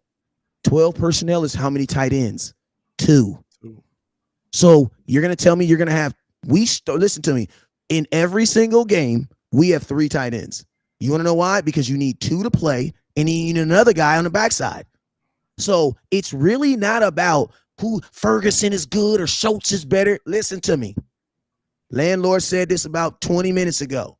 We need to stop trying to make this team better by taking players off of it. Listen to me. Be Cowboy Nation for one time in your life. Be greedy. Jerry, find a way to keep them all and get more players. Yeah, you gotta add to this team. Like instead of I getting rid think of that was one Schultz, of the biggest mistakes, Wes. For thank us you. for us to get as far as we did last year, I hope he learned his lesson, because we lost to San Francisco in a close game last year, and he took away our best receiver. Facts. The very Then next year. this year, you get even further. Why don't you think think about that? Let's add It's more. common sense. Add more. Add It's more. common sense. If I add more, maybe I'll go further. Don't take away everything and then think it's gonna be the same. That's what I'm kind of afraid of that. You know what I'm saying? Listen to me. It was kind of miraculous that we got further without more. And people want to dog out Dak and stuff. Like, it's crazy. Hey, listen, the only thing in life that gets better by removing is cancer and a bad relationship. That's it, bro. And child support. Oh my Lord. Oh Lord, shout out. Hey, I rebuke child support in the name of Jesus. You take child support away, you get better. You know what I'm saying? Exactly. There ain't too many things in life where if you cut it off or you cut it out or you take it out, you know what I'm saying? Yeah. That is gonna get better. You feel me? Don't be afraid of change. Change is not always good, though. You know what I'm saying? Everybody be ready to change, but it ain't always good, y'all. You know what I'm saying? It is a bad side to change. You know what I'm saying? The grass is not always green. You know what I'm saying? On the other side. Yes, sir. Yes, sir. So, we talked about. He ain't been trying to say something too. Go ahead, hit it. Nah, I actually wasn't going to say nothing. I was actually just reading comments over here. Okay. What the hell what comment was you reading? I'll read everybody's comments. Now, listen to me. Child support shouldn't be banned because there's some of y'all that need to be on child support because you ain't going to go see a damn kid.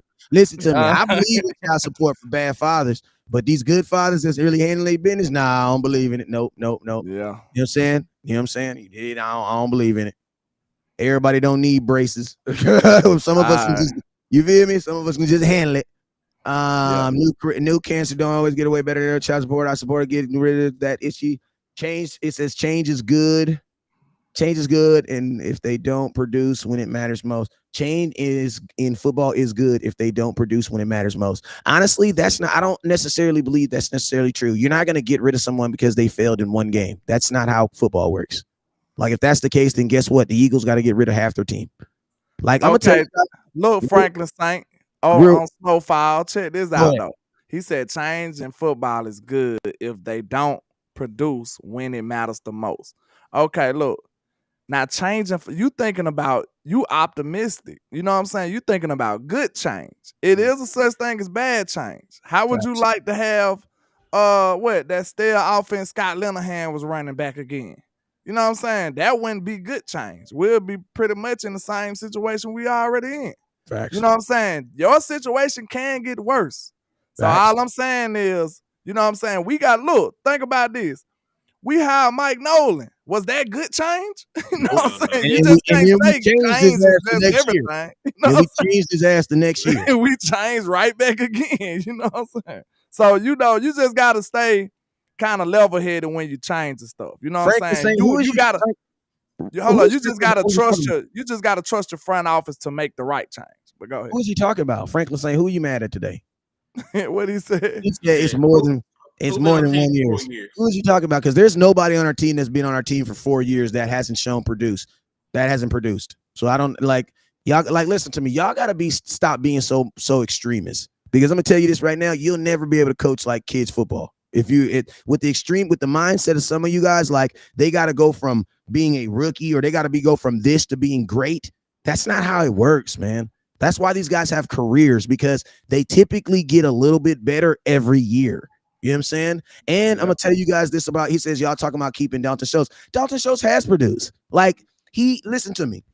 I just read the stats. Like he was it's like this is the issue. This is the problem though. His stats don't compare, not his stats. He doesn't produce to you because you're thinking about some dope play that Kittle did or some that Kittle or this, that. But if you go look at the numbers, he's right there with the rest of them. right there. And you got to remember, it's about value to your team. It doesn't matter what the person's grass, what the dude's lawnmower across the street does if it don't work on your grass. Dalton Schultz works on your grass and he moves your offense. So I'm not getting rid of anybody who scored a touchdown in a playoff game where the players that you were saying couldn't even score.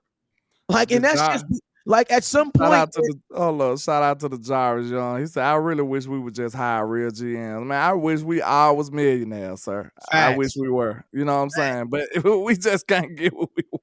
I wish somebody threatened me with $10 million. You know what I'm saying? Threatened me with that good time we were talking about. Think about this. It just ain't gonna happen, man. And Henny, guess what? Think about this. He gave you a deadline on that threat. He said, I'm giving you the Tuesday. So guess what, baby girl? Go ahead and order the Bentley, get the pool, get the trimmings, get everything. Why? Because on Tuesday, I'm either getting a contract or $10 million.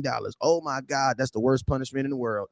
Threaten me with a good time, man. Like, if I'm Tony, I'm spending. I'm spending right now. Already. Because Tuesday, I'm going to be $10 million or something richer for sure. Man, hold on. And you know what? He said I would rather give Bobby Wagner that $10 million. Let me show you something. Let me show y'all something. Let me show y'all something crazy. Like we talk about no, let me show y'all something crazy. Y'all talk about these free agents they need to sign, right? Gregory, it's definitely about some money. Waste of money while I was rooting for him to catch touchdowns. Man, listen to this. These are the free agent signings from the Dallas Cowboys between 2016 and 2021.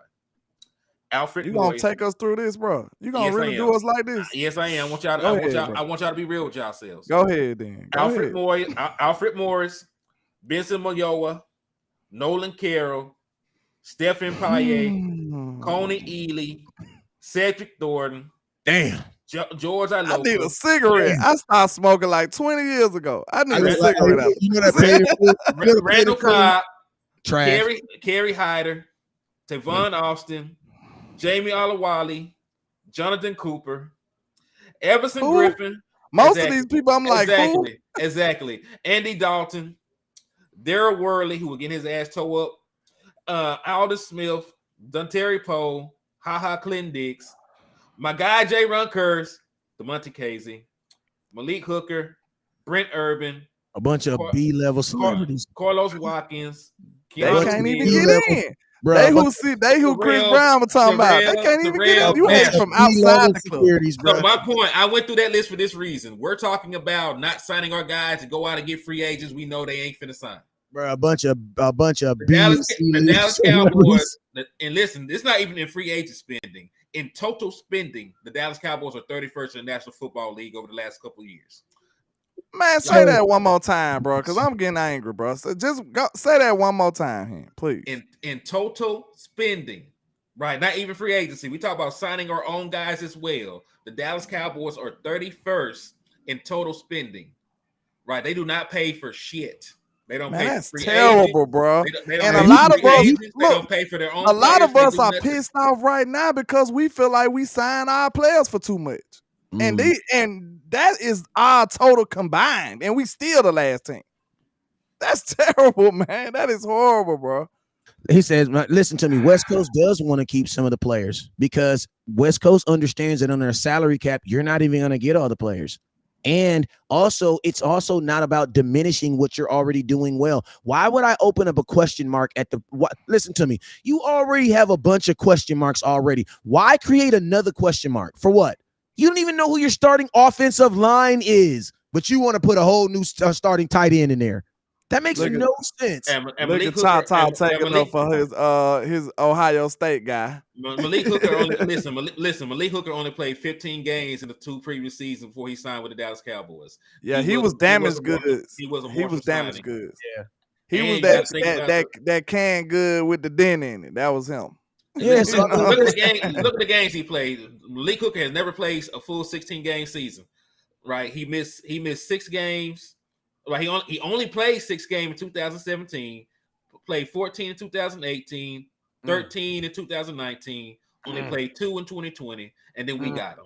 So he was a guy that was missing a bunch of games. He had a big ass name because of where he was drafted. He was a great prospect coming out, But he was not the player that you're thinking about. You're thinking about the guy from Ohio State. He was not that guy in the NFL. The proof's in the pudding, because he wouldn't have been able to. We wouldn't have signed him for what we paid him if he was that player. And I'm gonna tell y'all this right now. And I'm gonna tell y'all this. We got him at league minimum or something. Then we signed 3 safeties when we signed Hooker. Like we got a buy one get one free with him. I like Hooker, and he's not the guy I think he is. And think about this. And think about this. You want to keep the key components to a team that won 12 games and lost in the second round of the playoffs. Like, listen, I get it. A lot of you guys are extremists where if we don't win the Super Bowl this year, you're losing your house. I get it. Some of you guys I understand the and I want to win a Super Bowl too, but I get it. Some of you guys, if we don't win the Super Bowl this year, you're for sure losing your house. So I get it. So there's that extra urgency on it. But listen to me. I am not about to break up a team and try to redo a whole team that literally was 5 points outside of beating a second team. You guys got to remember, if the Cowboys beat the 49ers in San Francisco, we're the only team in the playoffs this year that won 2 away games. We didn't play one time in Dallas in the playoffs. Philadelphia, they got a home game. 49ers, they got a home game. Kansas City, they got a home game. Like, they all got us an opportunity to play at home in the safe zone. Y'all got to remember, listen to me. Yes, we did lose to the 49ers, but they were the second overall team in the whole NFL playing at home, and we were a 5-point underdog. So theoretically, Vegas didn't have us winning anyway. Yeah. And he take it down to the last play. Like, at some point, bruh, coaching children, I've learned that, guess what? Even though it's not a win, hey, man, a win is a win, bro. Like, your quarterback was out 5 games. You literally had a whole new offensive line every game. You didn't know who your starting wide receivers were into the Green Bay game.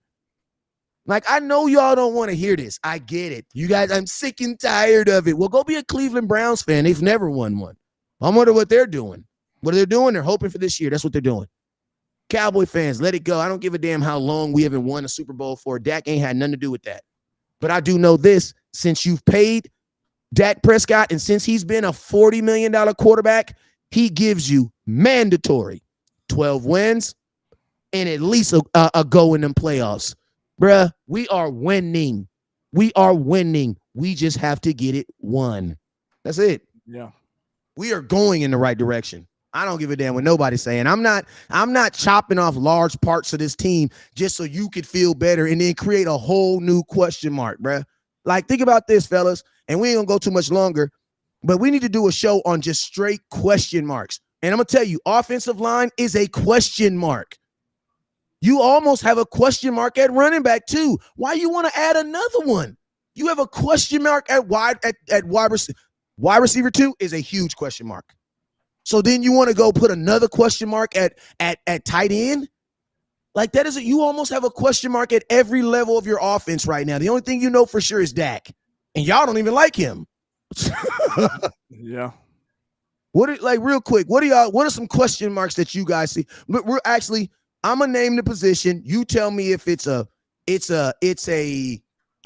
solidified, meaning you're okay, or it's a question mark. We about to go through it right now. Quarterback. Quarterback. Solid. Hold on. Let me get. I'm gonna do Wes. I'm gonna do Land. I'm gonna do Henny. So here we go. That's unanimous. We are solid because it's 3. So quarterback, are we solid? Yeah. Solid. So okay, solid. That's quarterback. RB. I'm gonna do mine first. I'm gonna keep it real. I already said it was a question mark, so I gotta put a question mark. Liquid. I love Zeke. And Tony's hurt. Yeah, you know that's fluid to me. Yeah. And I don't even know if Zeke's gonna be on the team. Yeah. You don't know if Tony gonna be on the team. You never know with the Cowboys. Listen, I never thought they were gonna trade Amari Cooper, so I never know what the hell they're gonna do. Facts. That's a question mark right there. So Landlord, you're getting a question mark. Henny's getting a question mark. Definitely a question mark. Okay. Let's go. Wide receiver number 1. Question mark is solid. Oh, that's solid. CeeDee Lamb, that dude. I'm solid too. Absolutely. Wide receiver 2.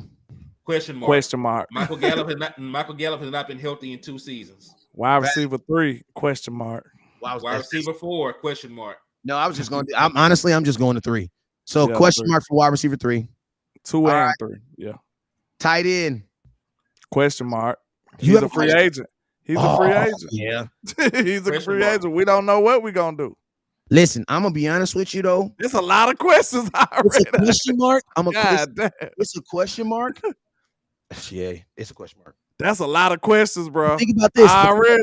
Think about this. Think about this though. If Dalton Schultz is signed, would that be a question mark for you at tight end? Nah, we'll be solid then. We'd be solid. Yeah, And we'll be that's what solid. I'm saying.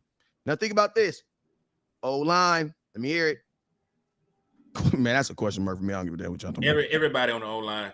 I That's don't know. question mark. Listen, is Tyler Smith I'm my saying starting? as a whole. I'm saying as a whole. Well, listen, I'm I'm just going through it. I'm just going through it guy I by think guy. you gotta individualize it. All right. You gotta individualize. I don't know, is Tyler Smith my starting left tackle or my starting left guard? I don't even know how the hell to move. That's a question right there. This is what we're gonna do. This is what we're gonna do. So I'm gonna do tackles. Tackles, question mark. Both. One of your guys. Both of them question because Terrence still hurt. And then, they don't know if I don't know if they favor Tyler Smith as a tackle or a guard. So I don't know. Question marks. Exactly. Center. It's a lot of questions. Center. Definitely, bro. I think it's kind of questionable, but I think he might be solid. You know what I'm saying? He might be solid enough. I don't know know. what I'm saying? I'm not really high.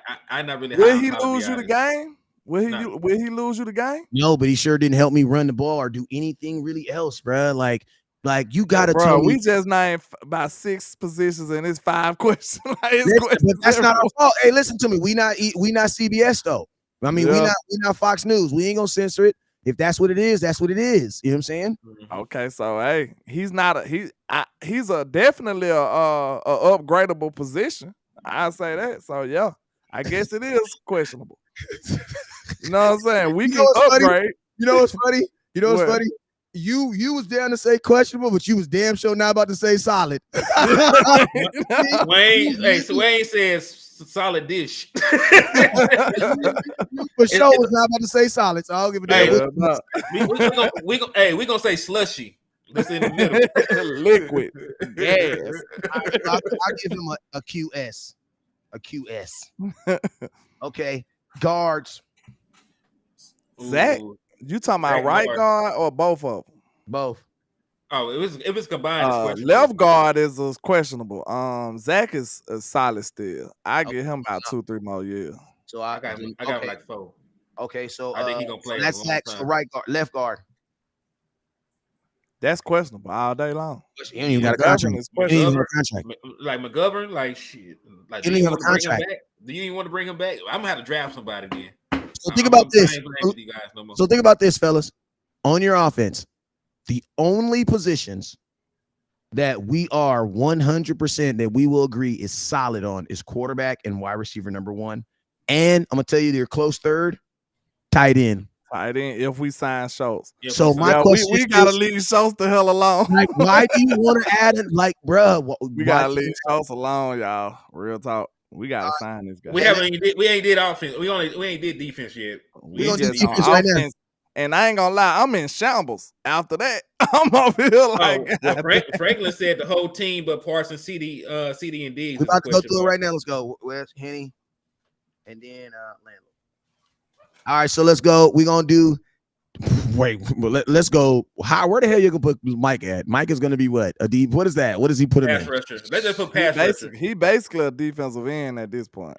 Thank you, because I mean, okay, we'll just say defensive end, man. Yes. What are your thoughts? Let's quit playing like he's a linebacker right now. Well, if you put him in the linebacker room, then he instantly goes solidified. But if Micah is not in that linebacker room, it's question mark like a mug. Yeah, facts. Yes, facts. we gonna this man got 13 sacks. He is not no damn linebacker. He's a DN. So DNs, we're solidified, right? Yeah, we got good pass rushers. Corners. To be honest, though, say something about the other side. I don't know about the other side. Boy, we got Sam Williams, we got Armstrong, we got all these different guys we can put over there the other side, and we still got the too big on Armstrong. Hey, but I like Fowler though. I don't think he's coming back. He ain't coming back. That man got a bag with his name on. It's over with. He not. I don't think he's gonna go. I hate to lose Fowler and he then be also stuck would. with Dorrance and He Is also Sam would- is Sam behind D-Law or is he behind the other side? Technically, he's behind Dorrance Armstrong. So he is a right. Yeah. defensive. Okay, well I think I'm comfortable with Sam. It's still questionable though. We can't say it's solid. At the end, With Sam Williams, he's a question. No, Armstrong had 8 sacks. how you get his Yeah, boy eight a sacks. whole? Okay. You talking about This boy a Dorrance? whole nickname, and he gonna slam Williams. Look, but he still he ain't get enough talking- reps. we're talking He ain't about get enough reps. We're He ain't talking get about enough reps. Nick, bro. We had like almost 50 sacks. Thank you. Yeah. Shame on you. Yeah. Shame Okay. on you. Y'all making me feel better. Yeah, I ain't mad about being wrong. Okay? D-Wade at the slam dunk contest. Look, I just ain't big on Dorrance though. I ain't gonna lie. I ain't too It's big okay. on Dorrance. You know, West Coast trying to trade the man, so you can't say nothing. And he would have been, and that would have been the biggest finesse ever. We should have did it. We should have did it. Finesse. Hey, listen to me. When Dorrance Armstrong had 6.5 sacks, week 8 going into the season, I made a video that pissed everybody off. And week 7, I said, y'all need to trade his ass right now. And he had something crazy. Then he had like 6 sacks right then. He had like 6 sacks in 6 games. Listen to me. And we after should that have video, traded that boy. After that video, that boy got a whole sack and a half for the rest of the season. And that's why I was telling y'all we should have traded him, bro. We should have, bro. You was absolutely right, bro. People don't give us our props when we be right. You deserve your flowers for that. If we would have finessed the hell out of whoever we did to deal with. We would have finessed. And we would still have pass rushers. And think about this, man. Pass rush is such the crackhead stat of everything. Like, bro, if you would have been putting out there a guy with 6.5 sacks that's only 25 years old, bro, everybody there's a team in China, Shanghai Sharks. They would have been on the phone with Jerry, like, hey, Jerry, the people who follow me, y'all remember what I started calling Dorrance Armstrong? Y'all gonna be weak. Man, I would call that man Dogecoin Dorrance. Oh. I got it, man. Dogecoin Dorrance. He was up and he went straight down, man. Good Lord. But hey, let's finish the defense because I know we'll be on here for a minute. But hey, that's Dogecoin Dorrance. Y'all act like y'all got things to do with y'all lives. Hey, cornerback number one. I'm solid. Solid. Cornerback. Oh, Trey. You already know. All right. Trey, they need a payday. Let's add that in there real quick. And let me tell y'all something real quick. We're gonna pause real quick because I'm gonna tell y'all this right now. All this going straight down the toilet if that young man really hold out. The secondary is in shambles. I want y'all to know this right now. Everything that we've talked about on this show up to this point right here, if Trevon Diggs holds out and he's not on this team in 2023, you can flush all that down the toilet, bro. There's going to be a major change. Facts. And I'm going to tell you this right now. Trevon Diggs is not going to let it go, bro. He's not just going to go show up at training camp for $2 million. He's not that dude. His brother's a multimillionaire. Bro, his brother could pay him $2 million not to play. And you got to think like this. Trevon Diggs is trying to set a precedence. Bro, he has so much to lose playing on a $2 million deal. It's 2 years all pro, 2 years Pro Bowl, has the most interceptions for anybody coming into the NFL. He has absolutely nothing to prove. And I'm going to tell you this right now. There's nothing that Jerry Jones can tell Trevon Diggs outside of, I don't want to pay you right now. And his agent ain't going either. And listen to me. Miss me with that he can't tackle crap, bro. If Deion Sanders ain't tackling, Trevon Diggs ain't got to tackle. Miss me with this bullshit. Like, right. So I'm just telling y'all right now, what are your thoughts on Trevon Diggs getting his money? And they going to have to pay him, bro. It doesn't hurt anything. He already has a year left. Just give him a damn extension. You worry about that stuff. Worry about his You can't franchise tag Diggs. You can't franchise tag Diggs. Right. Because he's a second round pick? No, because he's still on a contract. Oh, okay. You can only franchise players who have no contract. Right. Oh, okay. So get the damn deal done. Yeah. He outplayed his. I told y'all on my show, bro. He if he was a first round pick, I would be thrilled with the player he turned into. So, and you would too. Even if you low on Diggs, he's a top 5 corner. Hey, So even if I you don't, low I on. don't even mean to cut you off. Can I say this real quick? So go ahead. We're not saying that he is Dion. We're just saying tackling amongst corners doesn't matter. You know Facts. why? You cannot name the best tackling cornerback in football right now. I can. And he gave up 10 touchdowns. So what does it matter? Oh, Marcus Peters ass. Yeah, what does it matter? What does it matter? Name Do the you top know five. that? Name the top 5 tackling cornerbacks then. Well, that's what I'm saying. Do you know Nobody gives a damn about cornerbacks tackling. Do you know who Marcus Peters is? The reason why you don't know about Marcus Peters because he's really good at tackling and not really good at covering. That's why you don't know who Marcus Peters is. Hey, but nah, Phils, we need to sign his son for real. Sign his son too. Yeah, he put him in the comment box then. I'm gonna check you out then. I'll drop him. Hey, let's go. So cornerback number 2. Solid. It's a question. It's a question. Because if you want to, are you gonna start Bland at corner 2 or are you gonna leave him in the slot? That's a question. Leave him in a slot. So you done made 2 question marks. Well, we gotta decide. Let us decide so it won't be so many questions.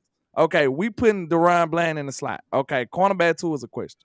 Yes. Okay. And slot is Anthony Brown ruptures his Achilles and not under contract. Like, what's the question about? What's the question? So we'll say slot corner is solid. Okay, you know what I'm saying? So slotted. Okay, linebacker room for me. It's a question mark. Question mark. We just went and got Anthony Barr. I told you, if you want to know what your team needs, look how we behaved. We went and signed Anthony Barr in free agency. That right there is a prime indicator that your team needs linebacker help. Yeah. Yes. And okay, next, safeties. Your safeties. As a whole, they're good if you keep Donovan Wilson. If not, then it's a question mark. If not, then it's a question mark. If you not so what is it for you, Henny? If you keep Dono, it's solid. If he walks, it's a question mark. We solid. Question mark or solid? Where you going? I'll say solid. I think they'll get something done with Dono in the 25th hour. That's what I'm hoping. I think we solid at safety because we still got Izzy. Even though it was a sample size, we got Izzy in the background too. Man, Izzy need to go back to corner. He might do. D tackle. Hell no. Question mark. We got so many questions on this team, y'all. All right, so here we go. So here go your defense. So your solidified positions. We have we're good in. We don't if they're solidified, that means technically if we don't do anything for free agency or draft, we're good. Defensive end, we're good. We can agree on that. Cornerback number 1, we're good.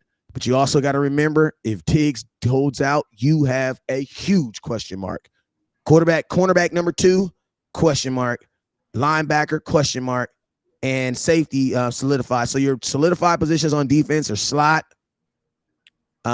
safety room, cornerback 1, and defensive end. But I will tell you this. I'm gonna tell you that this also proves we feel way more comfortable about our defense than we do our offense. Okay, look, 2 questions. You know, we content kings over here. Talk to me. The best defensive end fall to you in the draft. Are you gonna take them? Defensive end? DN, because I'm telling you, I love Tank. That's an upgradable position, y'all. I'm telling you right now. How many 60 sacks is not going to get us there, man? Come on. Hold up. The best Listen. DN in the draft fall to you. What you doing? That's my question. Answer my question. Listen. I got another question behind this. Hold up. Let me add this in real quick.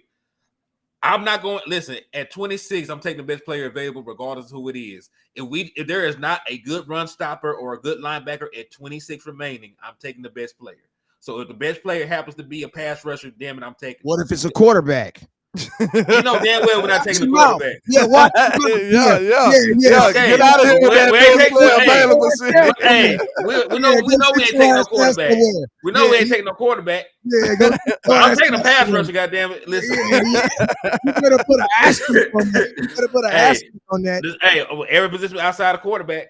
Tyrone Church said trade down. Hey, yo, that's a good plan too. Okay, I got another position. Hold on. Tell me the unsolidified. Cause look, this is good content right here. Tell me the people that's questionable again, cause I got another one. Defense, the questionable cornerback 2, defensive tackle, linebacker.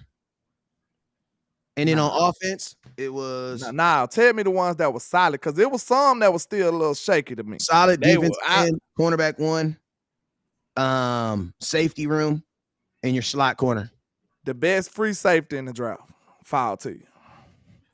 Cowboys will never draft a safety in the first round after Roy Williams. Never.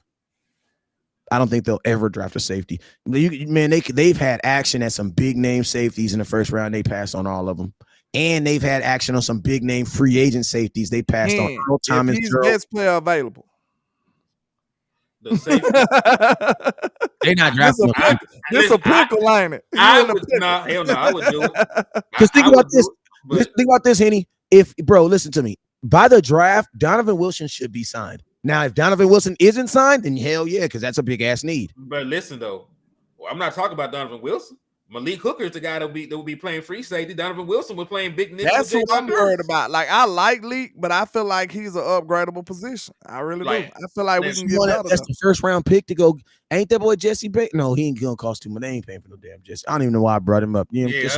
We already talking about they gonna pay nobody. But they would draft somebody before they pay somebody. Yeah, I don't even know why. And then around year 3, this is when they're gonna be talking about. Well, there's only so much pie. But that first 3-4 years, I'm so sick of that pie they talking about. Make another pie, bro. Yeah. Okay, look, go on the offensive side now. Let's go on the offensive side. Let's go offensive side. You have running back. I already know what you're about to ask. You already know. Robinson at number 1. The best running back fall to you in the draft. This is best player available. Bijan Robinson is sitting there. What are you gonna do?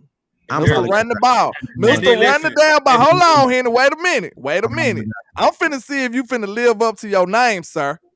Mr. Run the damn ball. That's you. Yeah, put yourself. I'm putting you on the spot. Listen, he's sitting in his hand, so he did. Hey, they get I'm putting you on the spot today. You gonna let me? You gonna let me play my piece? Yeah. Franklin said we've been eating pie for 27 years. Hey, this is what I'm telling you, right? If you sign Tony Pollard and you renegotiate with Ezekiel Elliott, no, I'm not gonna take Bijan at 26. Okay, that's fair. What about you, Hen? I'm taking. But if we lose either one of them, yes. If we lose, but my boy, I like Malik Davis. I know. I do too, but is he gonna stop you from? He shouldn't stop you from drafting Bijan. No, Tony Pollard's $10 million is what's gonna stop me from drafting Bijan Robinson. Okay, you give him first round money, and Tony Pollard's getting paid, and Zeke's getting paid, bro. Your running back room is probably the most expensive room on your team right now. On the planet. Okay. Now give me some more. Give me some more of the solid people. This is a good exercise. Solid wide receiver 1. Wide receiver 1. Guess what? You see that it don't work on wide receivers. It don't work on wide receivers because you need 2 of them. Yeah, you need 2 wide receivers for real. So it don't really work on wide receivers. Guess what? It kind of does work. Are you using a first round pick on a second receiver? Because the Eagles did. I would. Think about this. The Eagles have a Heisman. I would. Hey, listen to this. Listen to this statement. The Eagles have a Heisman Trophy wide receiver. And guess what? There's only like 2 of those in college history. A wide receiver, Heisman Trophy winner, playing second receiver. Playing second fiddle. And the other guy was a free agent that broke all kind of Eagles records. Facts. Hold up. And what's even crazier, they were a run first team. They still wouldn't have got wide receivers. So that's really the real question is this. Are you investing a first round pick into your number 2 receiver? Because that's what he's going to be. I will do it in a heartbeat. I'm a wide receiver though, but I'll do it in a heartbeat. For which wide receiver? For which wide receiver would you? Is that because I know I ain't gonna lie. There's the Addison kid from USC. I think he would be ridiculous in our offense. I do too. Yeah, I like him. I think him and Zay kind of like the same players. I like the TCU kid, but I don't think the TCU kid. I need. Yeah, Zay Flowers a little quicker than him though. Zay a little quicker than Jordan Addison. Yeah, Zay Flowers. Yeah, he a little quicker than him. And Josh Downs, like this a slot receiver draft. You know what I'm saying? And Tank Dell coming in behind those guys. But you know, I wouldn't spend. I don't know. I gotta look more into Jackson Smith. Hey, can I actually? I ain't looked all the way into him like I want to. Hey, Jackson Smith had a great combine. Like let's go. When you talk about shuttle and all this and the cones, he killed that. Hey, I'm gonna ask a question though, because it sounds like we are definitely down with drafting a wide receiver in early rounds. Because y'all know all these names. Yeah, I got all these names all popping out your head all of a sudden. Jackson, Silverton, so okay, so then you got to put those names up against the free agent wide receivers that are available. Ain't that boy Sterling? I know Sterling Shepard don't stay, you know what I'm saying? But I wouldn't mind going to go get me a free agent like a Jarvis Landry or one of these little knockoffs. Or I ain't gonna lie, I'm not the biggest DJ Chark fan. Maybe y'all got some film that I haven't seen, but on him, but I see 400 yards. I'm like, he makes me want to go just throw the ball more than Michael Gallup. Time out, Wes. Listen to this. Let's go. This is not. It's not them against them. You want to know why? Because you need two. You need two. It's not the free agent versus the draft. We have wide receiver 3. We need to pick up a free agent wide receiver and then draft one. That's what I want to do. We need to do what Kansas City did. Kansas City got rid of Tariq Hill. And then they drafted one guy. They drafted the Scott Moore, 24th overall pick, or whatever pick they picked him. They picked him in the second round, but he was still second round, or early in the second round. So then after that, they go and get Juju Smith-Schuster. They also get the other dude with the two names, Valdez-Scantling. They got Kadarius Toney too, and they traded for Kadarius Toney. Yep. They brought in 4 receivers, and think about this: every one of the names I just mentioned had a role in the Super Bowl. Every one of them. Tyrone Church, you was wrong, bro. You talking about our receivers love getting hurt? What you talking about? You wild, Tyrone Church. All right, so let's go. Next, we got 2 more, and then we out of here. We got tackle, and we got tackle and what's this one? Left guard. So I'm 26. If a tackle or a guard is there, I'm taking them because there's too many question marks along my offensive line, right? Because you don't even know who your left tackle really is. What they got the tackle from the lineman from Florida? Is he a tackle or a guard? He a guard. The Osiris. Well, what the hell are y'all doing with Tyron Smith then? Because Jerry just said he's coming back. Like, did y'all not? That is Jerry Jones' problem. I ain't gonna lie. I want to see before I give up on Tyron. I told y'all my stance. Go What's ahead. Your stance? No, tell me your stance. I want to see Tyron back at left tackle before I give up. Facts. I'm sorry. I just want to let that man go back to his normal position before we just kick him off a bridge. Listen, I'm gonna tell you this right now. All right, I'm gonna say this last thing. Asking West Coast to cook when Big Mama's in the house is a travesty. So asking someone to play left tackle while Tyron Smith is standing there healthy, I don't give a damn how you cut that. That's a travesty because that boy's that good at that position. Go ahead, Henry. I just need to get that out. That's it. Okay. He played 3 games. That's facts. When the hell was he supposed to be playing left tackle? This man came to the party. It was last call for alcohol. The doors were letting loose, and they felt bad because he showed up. He was clean. He was clean as hell when he showed up too. He had on this Gucci suit. He had on the belt buckle, the match, and all that. So they felt bad for my guy, and they handed him some Hennessy for the dough. Right. So like, listen to me. This man can play 7. Listen, we were talking about Dak Prescott not being able to stay healthy, and he missed 17 games in the last 3 years. This fool only played 17 games in the last 3 years. I ain't gonna lie, bro. Look, the same way people giving Zach that grace, saying like they don't care how long he gonna play. Zach ain't missed no games. I know, but look, I'm almost bro. Tyron is almost deserved that same kind of grace, bro. That's no the hell he don't, bro. That's Tyron Smith, bro. My question is this: that dude is a monster. This is why I will give Tyron Smith the love. You want to know why? Because he's not a guy that when he's hurt, he's this is the thing. When he's hurt, he's hurt. But when he's healthy, he's good. Like he ain't healthy ever. Guess what? Listen, I'm okay with that, but I'm not getting rid of him either. So you're gonna pay him $10 million? I gave $10 million to Dalton Schultz and he didn't play all season. I gave $30 million to Dalton Schultz played double-digit games, and they were stupid. They were stupid for tagging Dak Prescott. We already discussed that. Yeah, I get it, but at the same token, think about this. If I don't want to put it all on a rookie anyway. So it's like I have a guy that's proven to me that he can play left or right. I'm not getting rid of him. And $10 million, think about this. Tyron Smith's been on the same contract for almost 5 years. So it's like his money, he probably has no guaranteed money. So his cap is probably low in the mug. To have Tyron Smith, bro, Tyron was that dude, bro. And look, we didn't see. Hold on, time out. This is why I'm still saying I'm not letting Tyron go. This is why I'm not letting Tyron go.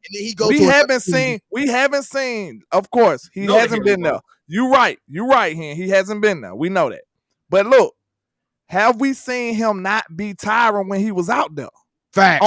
At left tackle. That's what my concern is. Facts. Have we seen him not be Tyron at left tackle? When is he gonna be there? Think about this. When is he going to be there? My question is this. That's one. But think about this. Now we're saying that we're guaranteeing Tyler Smith is never going to get hurt. Like, bro, I'm keeping Tyron Smith. And I'm going to tell you this right now. I still believe, I'm sorry, two things in life I believe. I will go to my grave believing this. I believe Tony Romo should have played versus 2016. Mm-hmm. And I believe as soon as Tyron Smith came back, Tyler Smith, I love you, but get your big ass at guard. Why? Because you a little ass kid, bruh. You a little ass kid. This a gold jacket right here. This a gold jacket. I don't disagree with that. All right, I'm fine with that. He should have played left tackle, right? Sorry, so let's listen to me. This man did not make it through training camp last time. We're not talking about this man. I don't care about that. He can make it to the playoff game. You need to let that go, Henny. How do you know he's gonna make it to the playoff game? He don't listen to me. We can do the same. Listen. There, you have some players where when they are healthy and the value is there. He's a guy, he gets an exemption, bro. Now I'm gonna tell you that's what I'm saying. He'll go. That's Tyron Smith, bro. Now, for real, bro. I will say this. If Tyron Smith ever puts me in a position that when he's healthy, he's not playing good, then yeah, his ass is gone. I haven't seen Tyron not play good at left tackle. I ain't seen it. And I'm not giving up on him until I see that. You know what else he played bad at right tackle. He kind of played bad at right tackle. Do you know what else you haven't seen? Do you know what else you haven't seen from Tyron Smith? Him on the field. His ass on the field. So he was on the field this year when we needed him. Man, he played 3 games. So what? It was the 3 we needed. I'll say this right now. Tyron Smith's money is not hurting me. It's not doing anything. And I'm gonna tell you this right now. It's the Tyron Smith. I promise you, bro. I don't ever believe this, but I know it's gonna happen with him. The moment you cut him, one of these Joe Burrows. They gonna love him. They're gonna freaking bro. They gonna love him. I'm telling you. Listen to me. Stop. Hold on. I'm saying this. Go ahead. He gonna do the same thing Trent Williams did to the 49ers offensive line. They can put any goddamn quarterback behind there because they know they got Trent over there. Before Trent went to 49ers, people was talking the same thing about him. Not so high and crazy, but bro, I'm gonna tell you this right now. If you put Tyron Smith behind one of these young quarterbacks. Bro, oh my God, I don't want to see it. Nope. Look, do what I'm gonna tell you. He gonna go. Look, we get it here. You bet her because he don't never be there. No.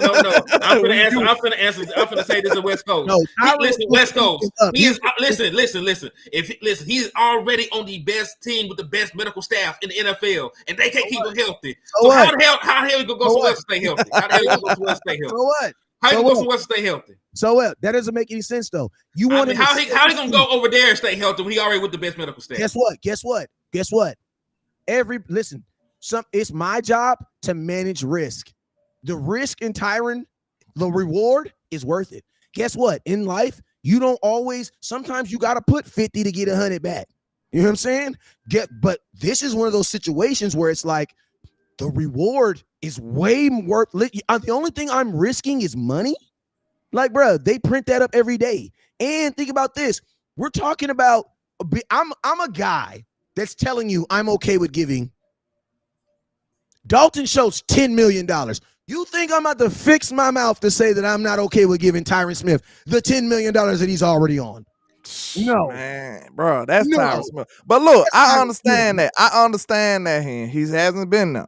But at the same time, now look, I would be, bro. I swear to you, no lie, I would be out of mind. I ain't seen him, so I don't know who this man is. Look, I would be all the way on board with him right now if I had seen Tyron Smith just be trash on the left tackle and he got hurt. If I seen that, I'd be like, yeah, get him out of here. I'd be just like, go ahead, let him go. It's about time. But I haven't seen that decline when he was on left tackle. Now, right tackle is a whole different ball game. He struggled at right tackle this year. He did. But I want to see this man at left tackle before I let him go. Yes, That's just me. And I'm gonna tell you That's this right just me. now. I'm not judging Tyron Smith on anything that he did at the opposite side. You want to know why? Because he ain't played that since college, and then y'all put him at an opposite position coming off of an injury. That made no sense, bro. Man, they said it's almost like wiping yourself with your other hand. They said Yes, it is hard to do. Like I so- can't even imagine that. But Yeah, like so that's I'm not- crazy. Yeah, so I'm not. And then think about this, bro. He was almost able to do it. So you know what that means when Tyron Smith comes back? Like, I'm gonna tell you, somebody explain to me how this offensive line is not the best offensive line in football.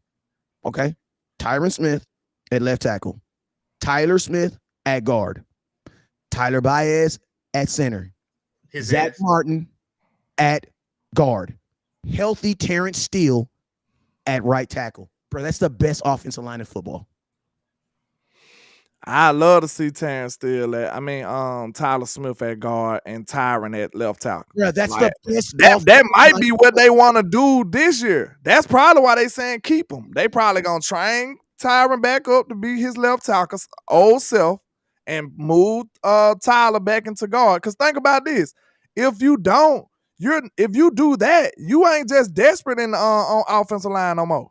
Now, in my opinion, look, even if Tyron can stay healthy, now we'll say that. If Tyron can stay healthy, listen, wait a minute here. Before you go crazy, I know you can't wait. Hey, but you gotta gamble. Part of this is gambling. Part of life. Yeah, it's gambling. Yeah, you gonna be it's risky. That's not I want to gamble with. Let's keep going. Come on. Look, if you can keep Tyron healthy, right?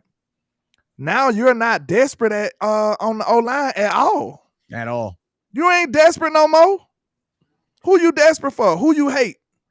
And think about this, landlord. Immediately, Biotis should be the worst player on your offensive line right now. Right. And think about this. And this is a fringe, a fringe Pro Bowler, Pro Bowl. And think about this. You know what I'm saying? Think about this, landlord. You know what that also does? It takes the need back up around, because now it's like, now I don't gotta get a guy in the first round. Now I just got to get a guy that can be a backup or who can play if Tyron Smith goes down. And then guess what? If Tyron Smith does go down, you know what you do? You literally put the same offensive line that you had out there this year. Tyler Smith goes back to tackle. Freaking your guard is Connor McGovern or whoever you want at guard. And guess what? Connor McGovern, in my opinion, wasn't really that good. So I'm open to see what we can do there. You know what I'm saying? So it's like, I'm ready to move on from McGovern. Yeah. So it's like, it's almost like, bro, listen to me. If Tyron Smith does not play left tackle again for the Dallas Cowboys, that is a travesty. Well, let's go did look good too. He got hurt. Romo, that's on. I'm gonna just be real with you. I don't even give a damn how much longer he plays for the Cowboys. If he never plays at left tackle again, that's a travesty. Because we should be, bro. He's gonna be in the Hall of Fame for a position that he ain't played all year. And really, bro, look, this is what I'm thinking, bro. I'm finna try to channel my inner, GM Cowboy mind. Okay, I think that it was kind of like the Romo Dak stuff. They didn't want to mess up a good thing. Like, I don't think they wanted to ruffle too many feathers during a playoff run. Facts. You see what I'm saying? When Tyron came back. Facts. I don't think they was like, Tyler Smith is so good that Tyron can't get the job back. I think they was like, man, I don't want to bother it too much right now. I think that's what it was. I don't think that Tyler just played so phenomenal that he kept Tyron off the field. I don't think that's the case, y'all. I think they just didn't want to mess up a good thing. That's all I think it was. And my thing is this: you want to tell me it doesn't benefit to see if Tyler Smith can play just as well as guard? Listen to me. Everybody on the offensive line is playing multiple positions except for Zach Martin in your center. Everybody else is getting switched around. Terrence Steele went from one side to the other side. Connor McGovern then played fullback and center. Tyler Smith then played guard and tackle. Tyron Smith then played left and right. You know what I'm saying? So everybody. Man, look, if you go in the training camp and Tyron Smith looking like anything close to Tyron Smith at left tackle, how you feeling? Anything close? Because look, even though, Tyron Smith used to be a 10 at left tackle. If Tyron Smith is a 7 at left tackle, he is awesome. Tyron is great, bro. A declining Tyron is great still. He was that awesome. He was that awesome. Guess what? He got to be on the field. Praise God, but he's healthy right now. See, man, that's he would help the last off season. Well, guess what? Listen to my thing, Henny. This is my thing. Why do you got to get rid of? Why can't we get rid of him when he gets hurt though? Because that's the thing. Late. We can. It's too late for what? It'll be too late to address the situation. You can't. You can still address this. What are you talking about? You can still. I'm talking about. We talk about. Listen, is Tyron Smith going to prevent you from getting the best left tackle in the draft right now? Listen, I'm not trying to draft the left tackle in the first round anyway. I don't think that makes sense, especially if you know Tyron. Listen, if Tyler Smith is your starting guard, your starting left tackle, and Terrence Steele is a guy you put a second round tender on, that means you're gonna have to pay him at least $5 million if you get him on at least seven. I think it's $7 million. It's something like that. You're gonna have to pay him. So basically, what the Cowboys, by tendering Terrence Steele, they basically said we want him. So why would I invest that type of income? Why would I invest that knowing that when Terrence Steele comes back, he's going to be the starting tackle anyway? That means you would literally have a first round pick tackle sitting on the sidelines. No, because you can only have he can play left tackle because he can listen. You talk about Tyler Smith being a good guard, he can play guard. We have not solidified where Tyler Smith will be at. But think about this. Why invest a first round pick into that? That doesn't make sense. It makes more sense to just pay the guy that's already doing it. Contact Henny for crypto advice. Sure. Hey, I gotta get up out of here, man. We've been on here 2 hours and 30 minutes, man. Listen, we gave y'all some dope content this is like a conversation that's gonna take like another 25 minutes to iron out. So y'all go ahead and do what y'all gotta do. This was super fire, man. I think we need to make sure we have these every Saturday nights. You know what I'm saying? Get it popping, and then I'm gonna try to integrate. I'm gonna try to figure out a way to get the call-in line on here so we can get the call-in line. Because man, I know if we get the call-in line, it's gonna turn into a 3-hour show quick. You know what I'm saying? Yeah. And I enjoyed it, but man, I gotta go eat, man. I think this was one of the ones right here, y'all. This was great right here. Yeah, this was man, the three amigos of Cowboy content, man. Hey, man, let them know where they can find you at. Let them know where they're going to do your next show. Henny, go ahead and start with you, my boy. Yes, my guy. Hey, this your boy Henny DeMoore over here at HTM Sports. Hey, y'all can find me on all platforms. At HTM Sports on Facebook. It's Henny DeMoore. So hey, please tap in. I will be going live tomorrow. And I just dropped the actual article, man. I'm talking about the Arkansas to Dallas pipeline. I am an Arkansas Razorback fan, so I did list two of the guys I think can come in and help the Dallas Cowboys instantly in the draft. So please go check that out. But hey, I appreciate y'all for everything. It was an honor. When y'all doing that Drew Saunders show though? Because I hear everybody saying we supposed to be drafting this dude. Man, we can draft him in the second round. He ain't getting no damn first from me. I know. I said y'all gonna do a show on him, do some. You know what I mean? Yeah, we already got the draft. Okay. LandLord got the stuff built. We just gotta set the date to do it. Yeah. Right, so LandLord, let them know where they're gonna find you, my boy. Already, man. You already know LandLord from Alabama with the same handle on all social media, man. Go follow me on Twitter, Instagram, TikTok. I be everywhere. And I probably try to do me a live show over there in the trap house, in your nearest trap house tomorrow. I usually do it around 11 a.m. Central Time. So, come rock with your boy, man. And all my people that's still watching, please hit that like and share for the squad that will not charge a card on everybody's channel, man. We appreciate everything. And before you go, if you got any draft picks that you would like for me to do an individual standalone type video on, now don't give me 1 million, but give me some guys that you would like to see me go in depth about. And I'm going to try to make some time to do individual videos and breakdowns on those guys. So I appreciate everybody, man. Thank you. LandLord, you can tell he been in the game for a year, but when you putting out stuff like that, you can tell he new to the game because his content, boy, your inbox about to be on fire. Email from Sam Johnson from State, and then he types in his name and realized on the community college. Hey, this is what I want y'all to do to help my boy out. Send him the name and send any film that you can find on him. Yeah, you know what I'm saying? Because listen, this is a partnership. This isn't just about us sitting up here and just giving y'all information. This is a partnership. So if y'all want LandLord to do a video, help a brother out. Send him the name and send every piece of content you can find on that person, because that's going to cut out at least 2-3 hours of work for him, and then he can get straight into the business of whatever he came to do. You feel me? And that is praise Lord. You know what I'm saying? Hey, but real quick, Hey, it's your boy West Coast, man. Listen to me. Tomorrow, Sunday. If you don't go live on Sunday, you is not no content creator, and you damn sure ain't covering no Cowboy football. So yeah, I will be live at some point tomorrow, man. So y'all already know what it is, man. Other than that, man, tonight has been crazy, man. I really, really had a lot of fun with this show, man. I think these are some of the best show contents. I know sometimes, people want to talk about specific subjects and stuff, but a lot of times when I look at, data and stuff on certain subjects, it just doesn't come naturally. Why? Because you spit out that content and you're like, okay, what's next? What's the next subject? You know what I'm saying? When we're able to just get on here and just talk and just kind of go where the conversation goes. I'm gonna be honest with you. You people in the comment box, you guys are the ones who drove this conversation. Because all night, all I did is just whatever y'all was talking about in the comment box, I just threw it off the wall and saw what these dudes are talking about. That's why we went back and forth with different things. You know what I'm saying? So we appreciate y'all for helping us have a great show tonight, man. And like I said, if you guys have anybody that y'all want LandLord to talk about, make sure you send it with the content. Hey, I'll be live tomorrow. Y'all already know what it is. Never look down, because stars up. Peace. And I do not hate Tyron. I do not hate Tyron Smith. Don't you start that slander over there. I know y'all. Yeah, you don't hate him. I hate him too when he hurt. You know what I'm saying? He don't hate him. He just seriously dislike him. That's all. Yeah. All right, we out of here.